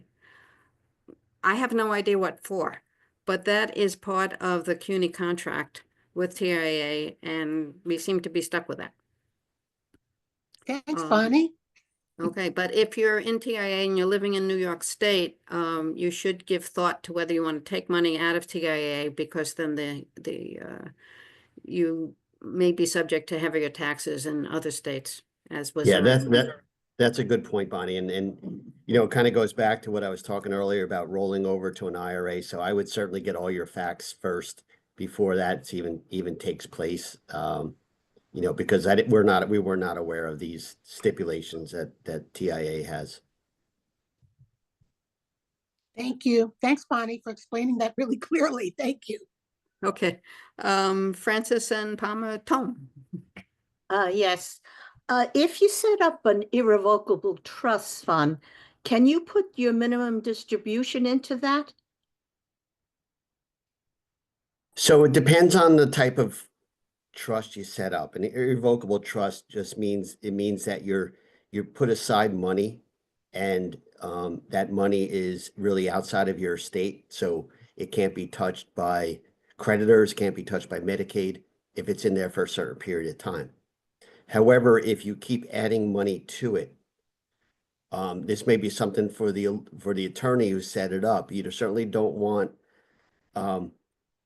it restarting the 5-year look back rule every time you put money into it, every time you fund it. So that would be a question for the attorney. because, you know, normally you could put money into trust anytime, but for the purposes of setting up a trust, depending on why you set up the trust, you don't want it to ruin a 5-year look back by adding more money to it. If that's the reason why you set it up. So I would check with your attorney on that one. Thank you. Okay, Shauna Vey. Hi, back to our RMDs.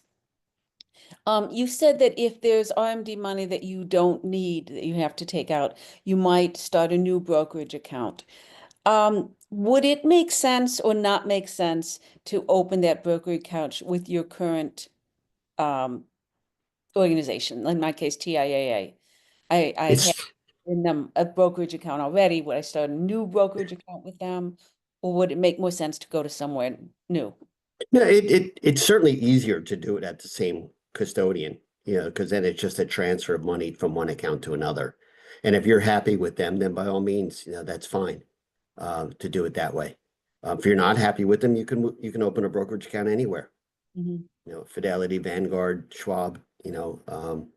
But if you're happy with TIA Craft, keep it there. It just makes it a lot easier. Do you know an easy way to figure out what you're paying the custodian? Because it seems like it's really hard to get a straight answer, even when you. No, you know, and that's so.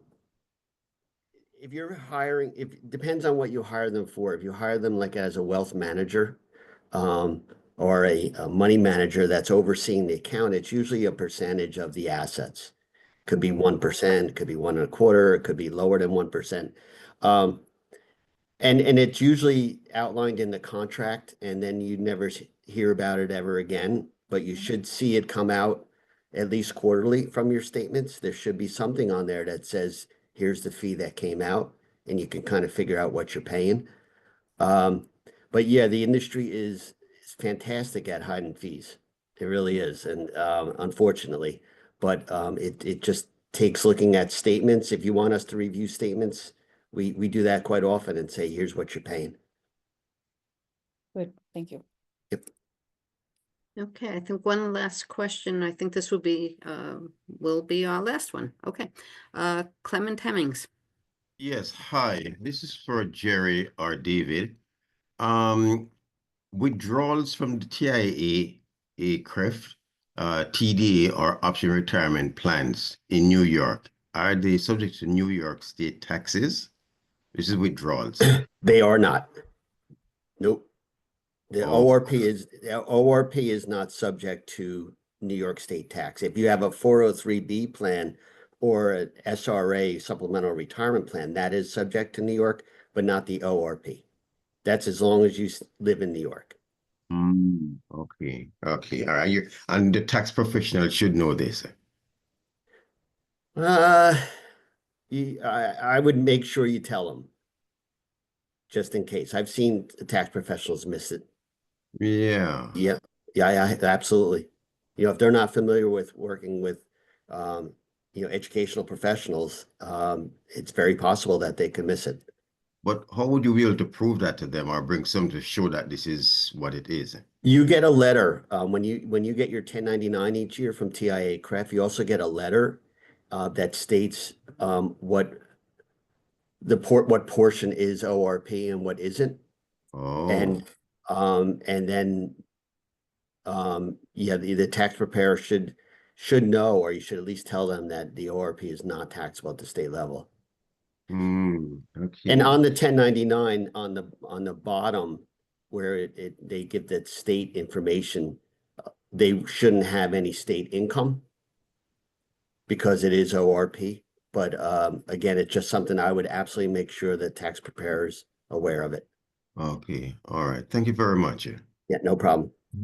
I would add that it's very tricky. TIA used to send a much clearer document.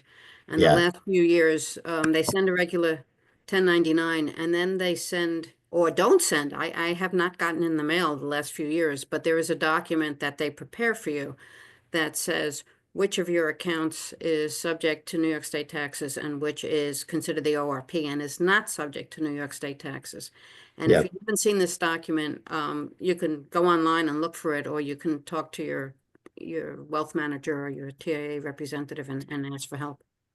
Yeah, Bonnie, you're right. They consolidated the 1099s, so you should do it individually, and you Right. would know if it's ORP or not. But now they consolidated 1099s and put small print on the back of the 1099, separating the accounts.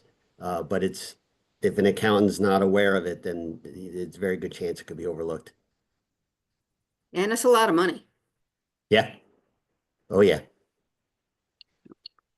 Okay, thank you very much. I think this has been very helpful for all of us. And, as I said, I hope somewhat reassuring that, financial planning is financial planning, whether the market is going up or down, and we're not guaranteed anything. So, and now we will talk again. We are reminded of what a wonderful thing defined benefit pensions are, and how those of you in TRS are, have a hold of something that's becoming increasingly rare. And I think that, I hope that many of you saw an email blast that we sent out last week about the new threat to TRS and NICERS. For those of you who didn't see it, Governor Hochul has put an amendment into the New York State budget that would restructure the payments that New York City and CUNY, the employers, make into these city pension plans. Basically, this allows the city to underfund the pensions a little bit now, with the promise of paying considerably more into the pension systems after 2032. So after 2032, these increased payments, they will have to increase the payments significantly, and they'll put a strain on the city budget. And that strain will probably result in calls for cuts to the city's personnel costs. And such cuts could be maybe calling for new Tier 7 for pensions, or doing away with defined benefit pensions altogether for new hires. They would love to put everyone in 401ks. Maybe they would want to save money by cutting healthcare costs for active workers, or save money by cutting healthcare costs for retirees again. So all in all, this is a really terrible idea. President James Davis has written to Governor Hochul and to Speaker Carl Hastie and to Majority Leader Andrea Stewart-Cousins, telling them that the PSC opposes this change and opposes this budget amendment. Rumor has it that it might not go through because there's been a public outcry about it. But the more calls these three leaders get, the more likely they will be to abandon the idea. So we are asking everybody to call Governor Hochul and Speaker Hastie and Majority Leader Andrea Stewart-Cousins and tell them that you want them to remove Executive Amendment 70043-04-5, and I'll put all this in the chat, from the proposed New York State budget. That amendment permits the restructuring of New York City contributions to the TRS, NICERS, and BERS pension funds. And it reduces funding of the pensions in greater and greater amounts until 2033. And I will put that into the chat, and also the contact information for you to call. I just put it in the chat, Bonnie. Okay, thank you. So if anybody has any questions, we're happy to talk about it further. We were really glad that at the end of last week, James Davis did write to those individuals. So you can say that our union is firmly opposed to this. Marcia, question. Yeah, I just wanted to ask you to put it in addition, because not everybody copies the chat. So could you also put it in the next email blast? Yeah, we'll put it in again. Hopefully unless the budget is solved by then. When are they but they're late on the budget, correct? They're late on the budget, yes. We've heard rumors they might be close. We hear rumors all the time, so who knows? This deadline May 1st, correct? The deadline was April 1st. April 1st, sorry, I meant April 1st, so that try to get it on time, but they have in the past couple of years, but now they're not. Do you know? It is What- not on time. What in particular they're fighting about other than this? I don't know that they've been fighting about this. They've been trying to keep this very quiet. They're trying to hide this. But why are they late? What Why are else? they late? They're late for a number of reasons. I think there's fighting over bail reform again and discovery laws. They're fighting over cell phone use in schools. There's a lot of stuff going on. Okay, and I wanted to ask Jerry and David one more question. Is that possible? I think they're still here and they may be willing to answer a question. Yes. So go ahead. In terms of our vulnerability as retirees with fixed funds or not fixed funds, or to what should people do not to panic about this downturn? Well, Holding tight. right, don't watch the news. Okay. You really have to look at how you're allocated. You know, for example, I got a call this morning. Someone they're freaking out about the markets. And I said to them, well, of your portfolio, how much money is safe and how much is exposed to equities? Because it's the equity portion that we're worried about. Which are the stocks. The stocks. So we said, okay, you have, let's say she had I'm just throwing out there, $1 million account. And let's say we have 50% in US Treasuries and 50% in stocks. So my next question was, well, how long will it take for you to spend $500,000? And she said, never. I said, okay, then there's time for that other portion to recover, because at least you have your spendable money or part of the portfolio that's generating income that you need now. As long as that's safe and it's not going to disrupt your lifestyle, then the equity portion, history shows it comes back. Now, I know every time, I've been doing this for over 30 years, every time someone says it's different this time. Yeah, it's different, but history shows it does come back eventually. The recovery time could be, the pandemic lost 30% in 6 weeks. 30% of all your holdings went down in 6 weeks, and it recovered the same year. 2008, we lost 40% of the stock market. It took 4 years to recover. So recovery time can vary, but we want to just make sure that the money that you need in the near term, or the money that's generating income, is safe. And that would give you a little more, less worrisome about the remaining portion. I know that doesn't help, but that's what Yeah, I'm just gonna jump in for a moment here as well. As scary as it all seems. Let's see. Okay, I think you can see this chart. Right, Bonnie, can you see a chart? Yeah. Yes, we can see it.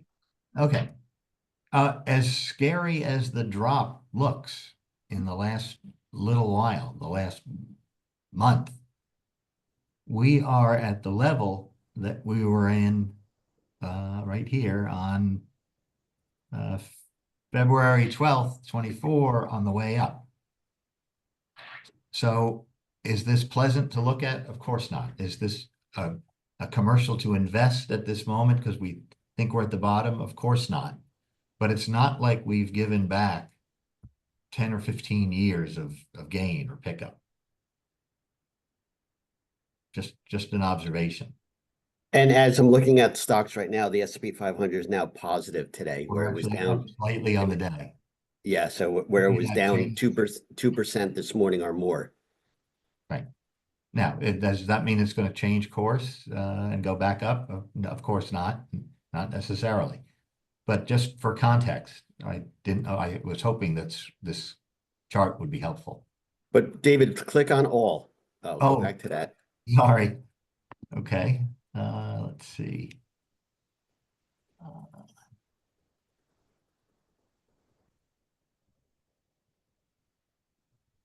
See, can you see the chart still? No, not. Okay, I got to reshare. Okay.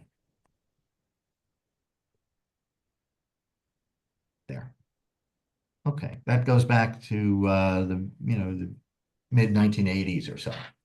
Okay, so look at the chart since 1980 or so on, and we've had some big drops. These past 3 days we had the pandemic. We had 2022. The markets were down 20%. We've Right. had internet bubble bursting, the housing market crash.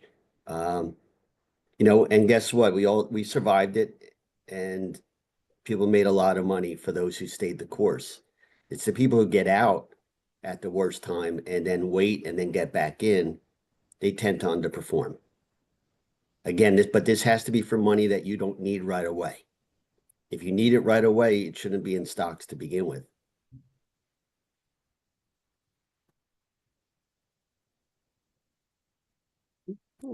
Thank you.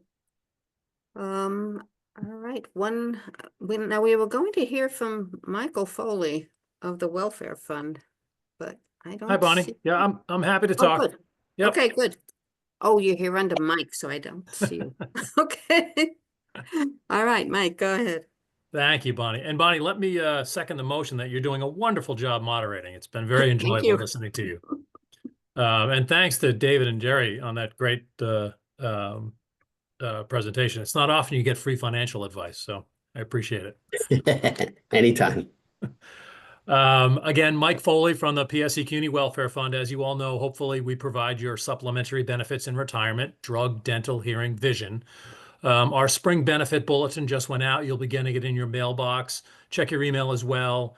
There's one thing we want to emphasize in 2025 this year is more outreach to our members, including retirees. We're going to be doing a survey soon. Look for that. We're going to be doing probably quarterly webinars as well.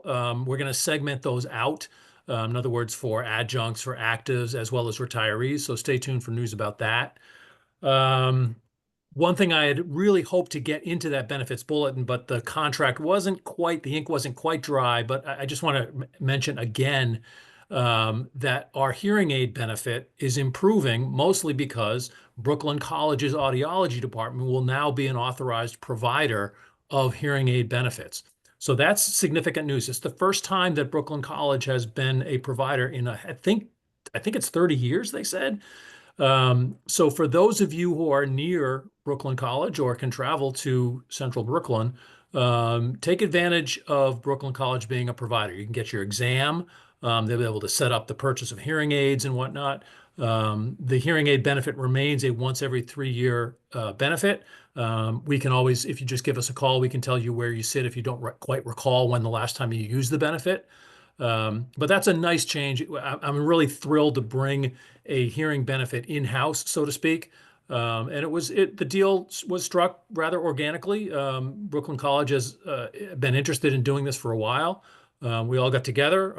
Our hearing aid provider, True Hearing, was very receptive to the idea, and we're just ready to announce it. But I just want to, between you and I, just wanted to mention that to everybody.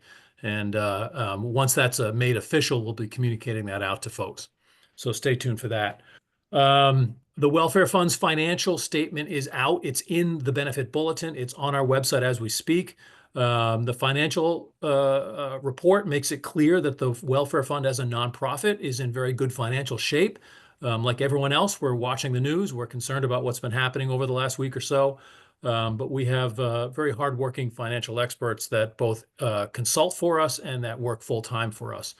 We'll be keeping a close eye on things. And of course, our top priority is making sure that when it comes to our financial health, our members see that direct benefit, and that includes you as retirees. Keep in mind, April is Medicare Part B reimbursement month, so you should be getting your checks in April. While we don't control that benefit, that's a City of New York benefit. We're happy to offer some advice, or if you have any questions, we can steer you in the right direction. We're a little easier to get a hold of than the Office of Labor Relations, so don't hesitate to give us a call, and we can familiarize you with that process, especially for your newer retirees. If this is your first check coming in, we're happy to help. We're happy to offer some guidance. What else? I'm happy to take any questions that anyone has regarding drug, dental, hearing benefit. Anything out there that's of concern to you that I can address? Happy to take any questions whatsoever. Mike, could you put your contact information into the chat? I will do that. And there is one question from Myra Hi, Halvin. Myra, how are you? Okay, just a quick question. How often do we get the ORMMA check? OR. I had the wrong numbers. We get money back for overpayment. I've got mine in November. Is it once or Is twice that the a year? Irma check you're talking about? Yeah, the Irma, sorry, Ah, the Irma checks. Thanks, Bonnie. Irma checks go out in the fall. So keep in mind, just- if your income is over a once. certain threshold, you are then eligible for the Irma benefit. Right. Irma benefits require you to apply each year, Yeah. unlike Med B reimbursements. Okay, I got it. I Yep. didn't know if it was one time or twice. It's once in the fall, and I got Yeah. that check. Yep. So think like Thanksgiving, Halloween, Thanksgiving. I got it. Thanks. You're welcome. And you'll be applying, I think the application is going to be open in May, I think they said. Thanks for that too. Nan? Hi. Could you just review for us the eyeglass benefits? Certainly. The nice thing about the vision benefit is that it's a once per calendar year benefit. So if you don't need glasses, well, I mean, frankly, yes, if you do need glasses, obviously take care of that issue right away. If you need an exam, for instance, but you can return to the Vision Works office on January 1, 2026 and get a new pair. So you don't have to wait a full year. It's a once per calendar year benefit. So take advantage of that. To stay in network, so to speak, to realize the greatest benefit is to utilize our vision provider, and that's Davis Vision, otherwise known as Vision Works. Davis Vision has offices all over the tri-state area, all over the country. There is no card for it. So keep in mind that if you're looking through your purse or your wallet for a Davis Vision card, you won't find it because there isn't one. It simply starts by calling them or going to their website. If the easiest way to do it is to really create an account on the Davis Vision website, you enter in your social security number, not ideal, but that's the way it works. And then you create an account, and then you can call them and they can schedule an appointment for you at the nearest Davis Vision office, or on the website itself, up in the top left corner of the davisvision.com website, you'll find a provider function. You can click on that and you'll see every single office that is in network, so to speak. So keep in mind the benefit is quite good. The eye exam is free. There's a selection of 20 to 25 frames that Davis Vision offers at no cost. This isn't sort of a bottom of the barrel frame selection. These are very nice frames. If you can find a frame within that selection, then you're going to walk out of that office paying nothing. If you do like another vision provider, and nothing against any other vision provider, often it's a personal choice. If you like Warby Parker, for instance, you are eligible for a $200 reimbursement if you go to a out-of-network, so to speak, provider. What you have to do, though, is you have to submit the form to Davis Vision itself. They're going to spend about 10, 15 minutes trying to convince you to stay in network, but just tell them, hey, listen, fine, great, maybe next time, but I want my $200.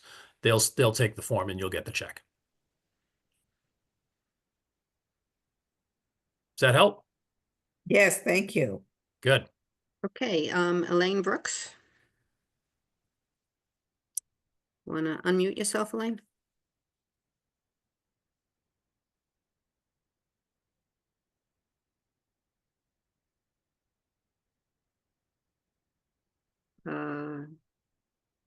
Clement Hemmings, can you unmute? Yes, hi. Hi, Clement. How are you? I'm good, great. I know we're covered under the Silver Script. That's correct. Right. Is there additional coverage provided by the PSC Community Welfare Fund for prescription that they may not, a medicine they may not cover? Yes. So SilverScript is a Medicare Part D, as in drug-based plan. Right. It's administered by CVS and here at and us at the Welfare Fund. The so-called formulary list, the list of drugs that are covered, is on our website. You can always consult it.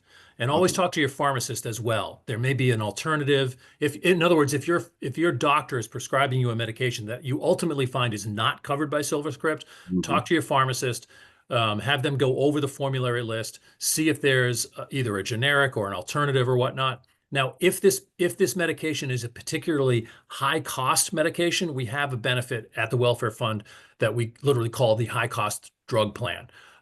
If you're taking a medication that is really at an extremely high cost, you may qualify for that program. The details are on our website, or Clement, feel free to call me. We can go over that if need be. Okay. But it is certainly not unusual to find that a medication that you want is not on the formulary. We, as a nonprofit, always have to sort of make a decision that benefits all of our members, as well as the fund's bottom line as well. And sometimes, on occasion, a medication is going to not be on the formulary. So I would say, check with your physician, check with your pharmacist, see what other options are out there for you, and go from there. Now, also keep in mind that diabetic medication is covered by the city, and injectable medication and chemo medication is covered by a city benefit called in retirement that goes away. So your injectable meds and your chemo meds are covered through Medicare, so by SilverScript. So, but I know everyone's talking about drugs like Ozempic and whatnot. Right now, those are not on the Medicare formulary SilverScript prescription drug list, unless they're being used to treat diabetes. So keep that in mind. That's a frequent question. But yeah, we hear you, Clement. If you find a drug that's not on the list, please make your first step to call us, and we'll work with you and see what we can do, and hopefully find a solution. Right. And I mean, one other quick follow-up question here. As far as the selection of a pharmacy is concerned, I Yes. normally use like Walgreens. I've never used CVS. That's fine. Does it matter which? It does not. No. CVS. When you hear CVS SilverScript, CVS is just the benefit manager. It doesn't require you to go to a CVS.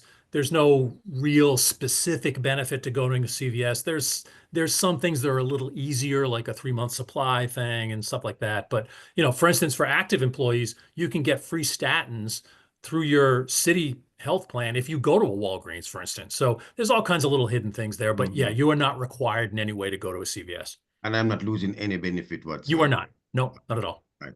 Thank you very much. You're welcome. I'll follow up with my doctor, and SilverScript send me the letter. I'll call them and then I'll refer to. And there's always an appeal process as well. And the appeal process is not simply just, we're really telling you to go away. The appeal process can work at times. So don't hesitate to do that as well. So consult with us and then take next steps. Thank you very much. You're welcome. Okay, before we go on to Francine, I want to make a quick announcement, and then we can let Mike go on as long as people are willing to stay. But this spring, there's an election for the PSC Retirees Chapter Officers. All of you should have gotten an email from PSC CUNY with the subject Vote Now, PSC/CUNY Retiree Chapter Election. My email came on April 1st. If you didn't see it, look in your spam folder. And if turns out you didn't get it, you can write to elections@pscmail.org. That's elections@pscmail.org. And I will put all of this information in the chat so you can look and see if you got the invitation to vote.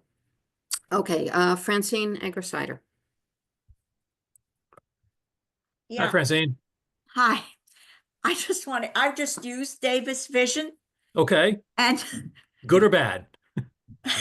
The first letter I got said they didn't have me on file anywhere, where I've already used them. Okay. 3 days later, I got a check. Okay. And were you seeking the reimbursement only? Yes. Is that what you want? Okay. Yes. Yeah. The reimbursement the reimbursement process is not as smooth as I would like it personally. We've spoken with Davis Vision about this, but with employee benefits like this, there's give and there's take. So Davis Vision gives us the once per calendar year type benefit, but in return, we have to give them something. And that's the need for you to go through them to get the reimbursement. In an ideal world, you would just go through me and I'd give Yeah, you your that's true. $200 much quicker and much easier. But they want to handle the reimbursement process, and that's simply to convince you to stay with them. So, I've you had know, problems with is them it or is it the administrative, but I yeah, got the money is it in the the best end. arrangement? No, but it's more of an annoyance, and I'm glad to hear that you got your check. Yeah, I thought I'd let you know, but my main question is, I don't know how to figure out if I'm eligible for IRMA or not. Aha. Well, really, to determine specific eligibility, you do need to go to the city's Office of Labor Relations. They control the benefit. Again, they're not the easiest folks in the world to get a hold No, of. they're not. Yeah, but they will determine that. At the very basic level, there's a specific income threshold. Oh, Bonnie, do you know what it is right now? I think for an individual, it might be 80,000 a year. For a I don't know. married, It's pretty easy to Google though. yeah. If you You the can- OLR if you Google website, IRMA, yeah. Medicare IRMA, you'll get all the information probably. Yeah, the OLR website is a great place to start. They do a pretty good job on the website of explaining things, the ins and outs of it, and you'll see, at the very least, you'll see what the income threshold is. Isn't Social Security supposed to send you something which shows whether you pay more than the basic? That is No? my understanding. I do believe Yeah. you do get a letter.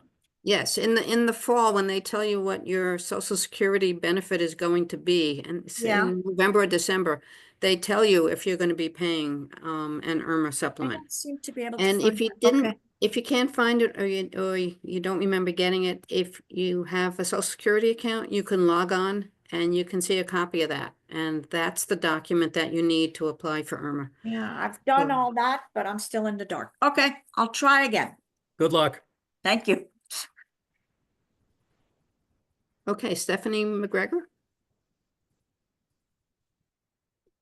Can you unmute, Stephanie? Hi, Stephanie. Okay. Hi. I just have a follow-up to the IRMA. Suppose you were eligible and you didn't apply last year. Too bad?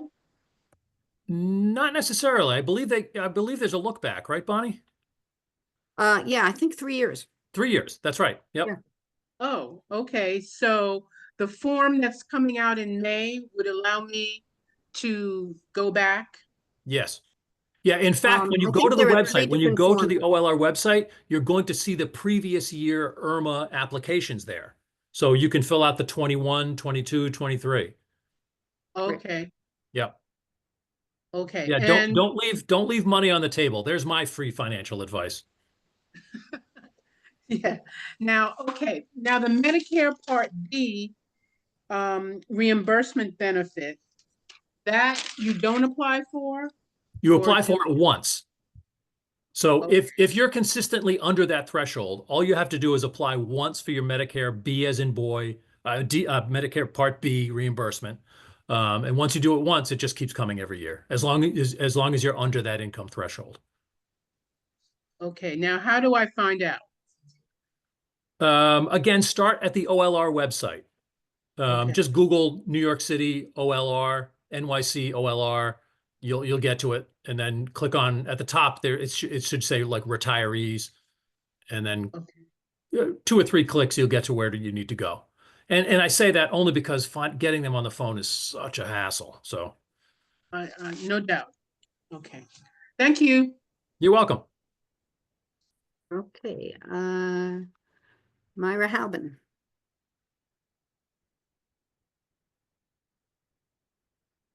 Can you unmute, Myra?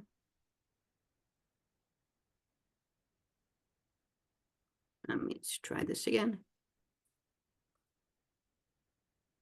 Okay, do we Hi, get, Mark. hi, Mike, do we get sent something in May? I get it every year, but I don't remember how I managed to find a form. Do I have to find a form and send it out, or do we get a notice anywhere? Is it in anything that we get from PSC retirees?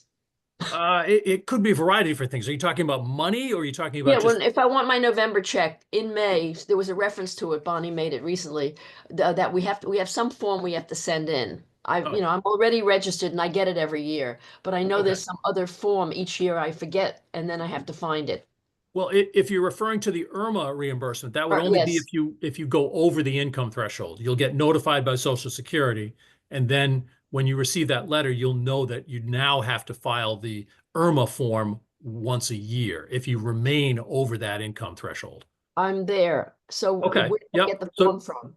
You Where can do get I- the form from our website. Myra, feel free to call me. I'm remote today, but call me tomorrow. I can email you the form, or you can go right to the New York City OLR website, and it's there as well. Okay. The other question is related to dental.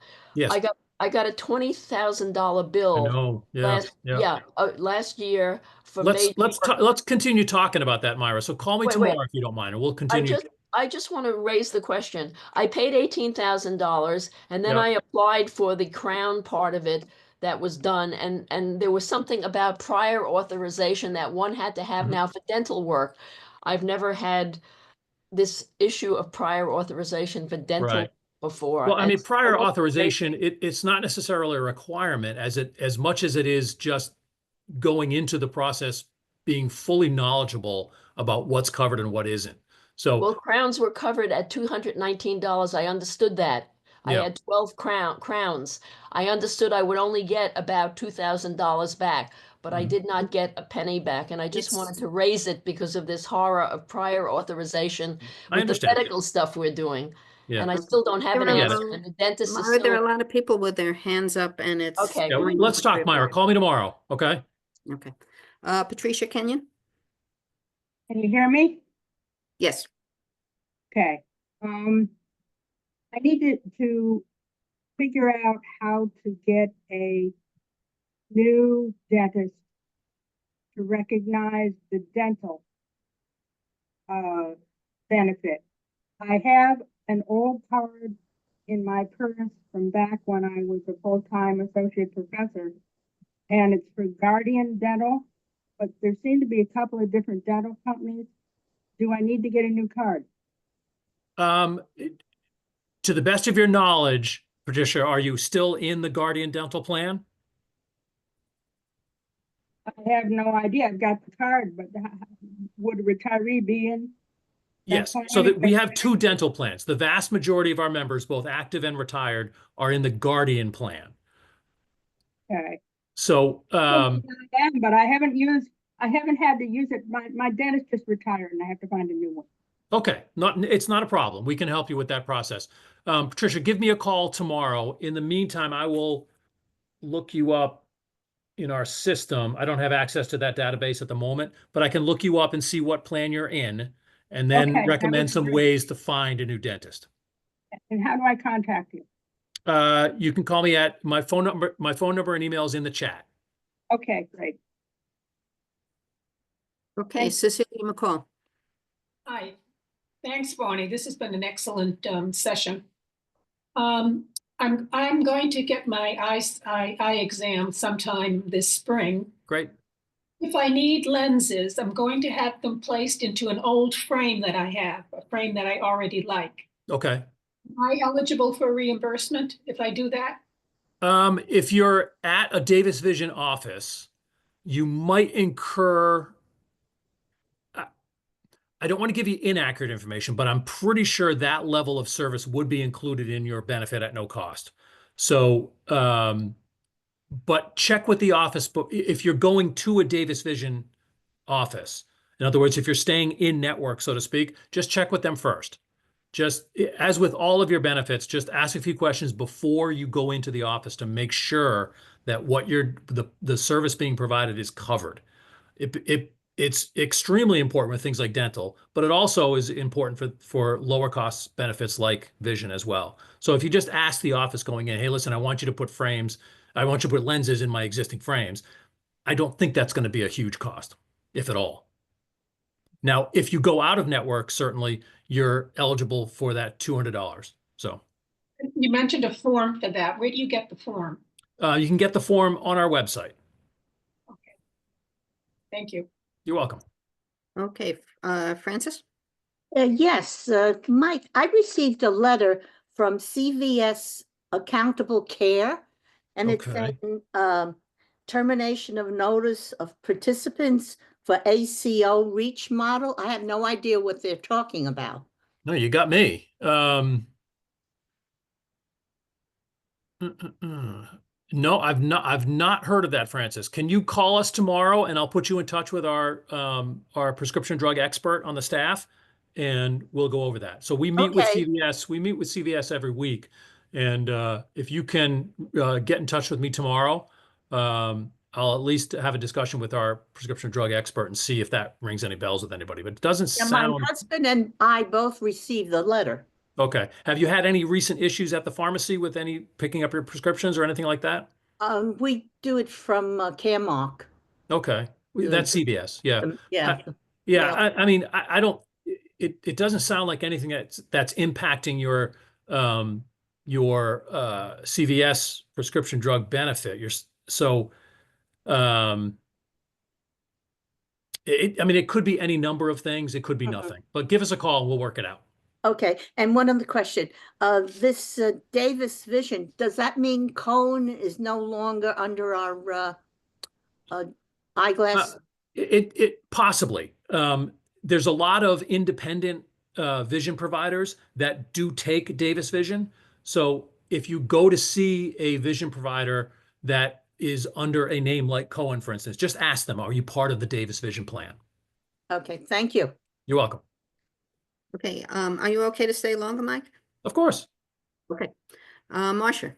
Hi, this is a little bit outside the loop here, but you said that you feel the responsibility, welfare fund feels the responsibility for all its members. Well, you know, but not everybody knows that retired adjuncts don't get any health insurance covered by PSC or the city. That's And correct. at one point, Bob Sermilling investigated what it would cost for people to independently buy into the plan. Mhm. And I know that was said, it was said, no, it was too expensive. But I'm just making a public plea here to consider the fact that long-term adjuncts might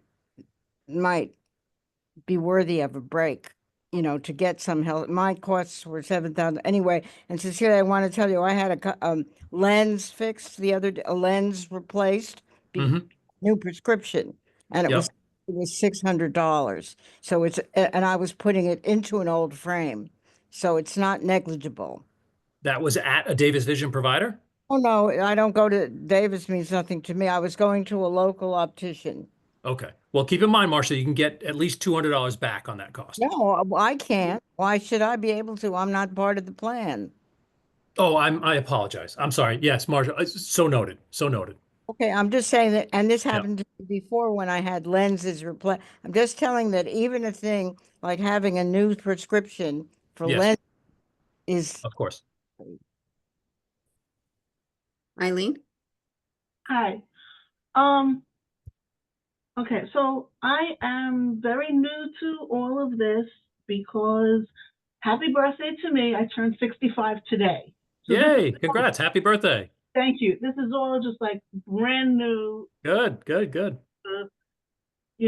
these benefits and the Medicare and all. Of course. My head Yep. is like spinning on it. And now I have to change everything over, all my medications and everything.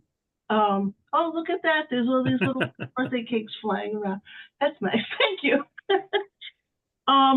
So my question was, though, I was looking at the formulary thing, and it says, that weight loss drugs are not covered. That's correct. But then I see that on the Medicare, it says that they do cover Wegovy for non-diabetic things, for like heart disease, for high cholesterol, high blood pressure. So how would that work if it's not on the formulary, but it's supposedly covered by Medicare? I will look on the SilverScript formulary. I'm not the prescription drug expert on the staff, but I will look at that formulary If that is the case, that's good news for people that are looking for a drug like Wegovy for treatment of non-diabetic issues. But I will look into that, Eileen. If you want to give us a call at in the near future, we can address that with you. Okay, I'll do that. Thank you very much. You're welcome. Okay, Sandra Mullings. Hi, thank you. Hi, Sandra. Hi. I'm confused about what you said about CVS and prescriptions. I was Okay. told the only way to have a zero cost for generic medications was if it was through either the mail order or fulfilled at a CVS. And in fact, that is correct. Yeah, zero cost generics, you do have to go to CVS. Yeah. All right. Thank you. That was my question. You're welcome. Good question. Thank you. Jack? Okay, I apologize. I'm going to ask you to repeat something because I didn't pick up on it. Happy when to. you were talking about Medicare Part B reimbursement. If I've never gotten it before, I have to apply for it? Yes, if you're under the threshold, the income threshold, and you've never gotten the Medicare Part B reimbursement check, you do have to file the application once. And how do I find, and if I'm over the threshold, it comes automatically? No, if you're over the threshold, could be eligible for what's called the IRMA reimbursement. Okay. So How do the I first find step out? in either of those benefits is to file the application. And how do I find out what is the threshold? It's the same application for both? Yes. So New Yeah. York City Office of Labor Relations. So either you're below the threshold and you file for Medicare Part B, or you're above the threshold and you'll file for IRMA. That's But correct. It's the same application. That's correct. Well, it's not Okay. the same application, but you can find both of those applications on the OLR website. Right. Okay. Thank you. Almost everyone, when they retired, they filled out the application for the standard Medicare Part B reimbursement. That's one of the things your personnel office should have had you do. And I think you've been retired for a while, Jack, so you should have been getting this No, year. there's a little over a year. I'm going on, you'll be going into 2 years. Oh, okay. So okay. Yeah. you get the reimbursement. Yeah, what you want to do, Jack, is then you want to call OLR or contact OLR and check on the status of your Medicare Part B reimbursement. Okay. They may well tell you that you did in fact file the application and you should be getting your check. And you're well within that look back period too. So if for whatever reason it fell through the cracks, get that Med B application in and you'll be able to get the last couple of years reimbursements. Thank you. Yeah, the reimbursement is for the previous year. So you're getting a check. If you're on TIA, you get a check. If you're on TRS, it's direct deposit, I believe. And you should be getting that, I think they said the third week in April. So you might just want to wait and see if it comes, because maybe this might be your first year to get it. Okay, John Sinise. Hello, thank you all again. Hi, John. Great work. I appreciate what you're doing. I'm new to this as well, but it's not my birthday. Okay. But my wife's retiring at the end of the month. How will my medical benefits affect her? Is she a CUNY retiree? She is not, and Okay. she is not eligible for Medicare B yet. Okay. Is she your dependent currently? She's my spouse, and she's been on my plan since I've been working for the city. Okay. So in other words, yes, she's listed as your dependent. So as your spouse. Nothing would really change as far as her remaining your dependent after she retires. Does she have retirement benefits if she's working now with where she's retiring from? She has this, we have a secondary dental plan with her. That's it. That's it? That's it. I mean, you can compare plans side by side and make a decision. But you know, the Guardian dental plan and or the Delta plan is very competitive, and you might want to compare them side by side. The plan that she's eligible for through her place of work, as well as the plan that's available to her as your dependent through us. Well, she won't be able to take that with her. Oh, okay. Yeah. Once Let's see. all Does her this count as a benefits. qualifying event, her pending retirement? Well, she's already your dependent, so everything's Yes. fine. Yeah. Okay. If she's your dependent under dental, then, and it's a family, and she's, yeah, if she's an existing dependent on all of our benefits, there's no problem. Okay, great. And I know this is, we're beating a dead horse here. This is my first year, so I wait and see if I'm getting the reimbursement from the city for Part B, and then I file the IRMA sometime in May. Not quite, sort of, possibly. So when you met with HR, when you filled out all your retirement paperwork and whatnot, do you recall if you filled out the reimbursement form? You know, I'm gonna have to dig through the folders because Dig through I it, had a dig lot through of it when you papers. do, dig through it. And if you find that you did fill out that Medicare Part B reimbursement form and or IRMA, depending on what your income is, you should be good to go. Okay, And if great. not, it's an easy enough thing to submit the form again. Wonderful. Thank you all again. Thank you. Thank you, Mike. Of course. Francis? Yes, you know, what gets confusing is that you have a letter from Social Security that comes in November, which tells you what your Medicare deduction is going to be for the following year. Yes. Then the PSC CUNY in April sends you Medicare reimbursement. But if you pay a little bit more in the deduction, you have to submit forms for a differential before you submit forms for the IRMA. Not entirely familiar with that process. Bonnie? What? I'm not sure what you mean. If you pay more than $174 for your Medicare, right, there is what is called a differential. Right, that's the IRMA. No, that's not the IRMA. It's a differential. It's called a differential. Because I've submitted these forms and I've gotten a differential. It's only like maybe $60 or something. But then the IRMA is a look back of like 2 or 3 years. And then you submit the forms for the IRMA if you paid in, say, 2024, you paid IRMA. There's 3 things that you have to submit. I am not familiar with the differential. I know that there are some people in some years who didn't pay the full amount of Medicare or paid more than the amount of Medicare. I think it may be explained on the OLS IRMA website, but I'm not sure. I think this just applied to a few people, and I'm not at all sure what it's about. Okay, And there's a lot of organizations out there like OLR that do their best to confuse people. So you're not alone. Okay, thank you. Okay, so I got a question about somebody who will turn 65 in June of 2026. So they will not be paying Medicare or Medicare IRMA until 2026. Is that correct? Yes. So they wouldn't be Right. reimbursed until 2027. Right. And keep in mind, as you get about 3 months out from your 65 birthday, sign up for Medicare Part A, not B, just A. And that gets you in the system and it prevents all kinds of problems down the road. So. Okay. I think that's all the questions we have. Thank you, Mike, for hanging in there with us. Oh, my pleasure. Great to see everyone. Thank you all for staying.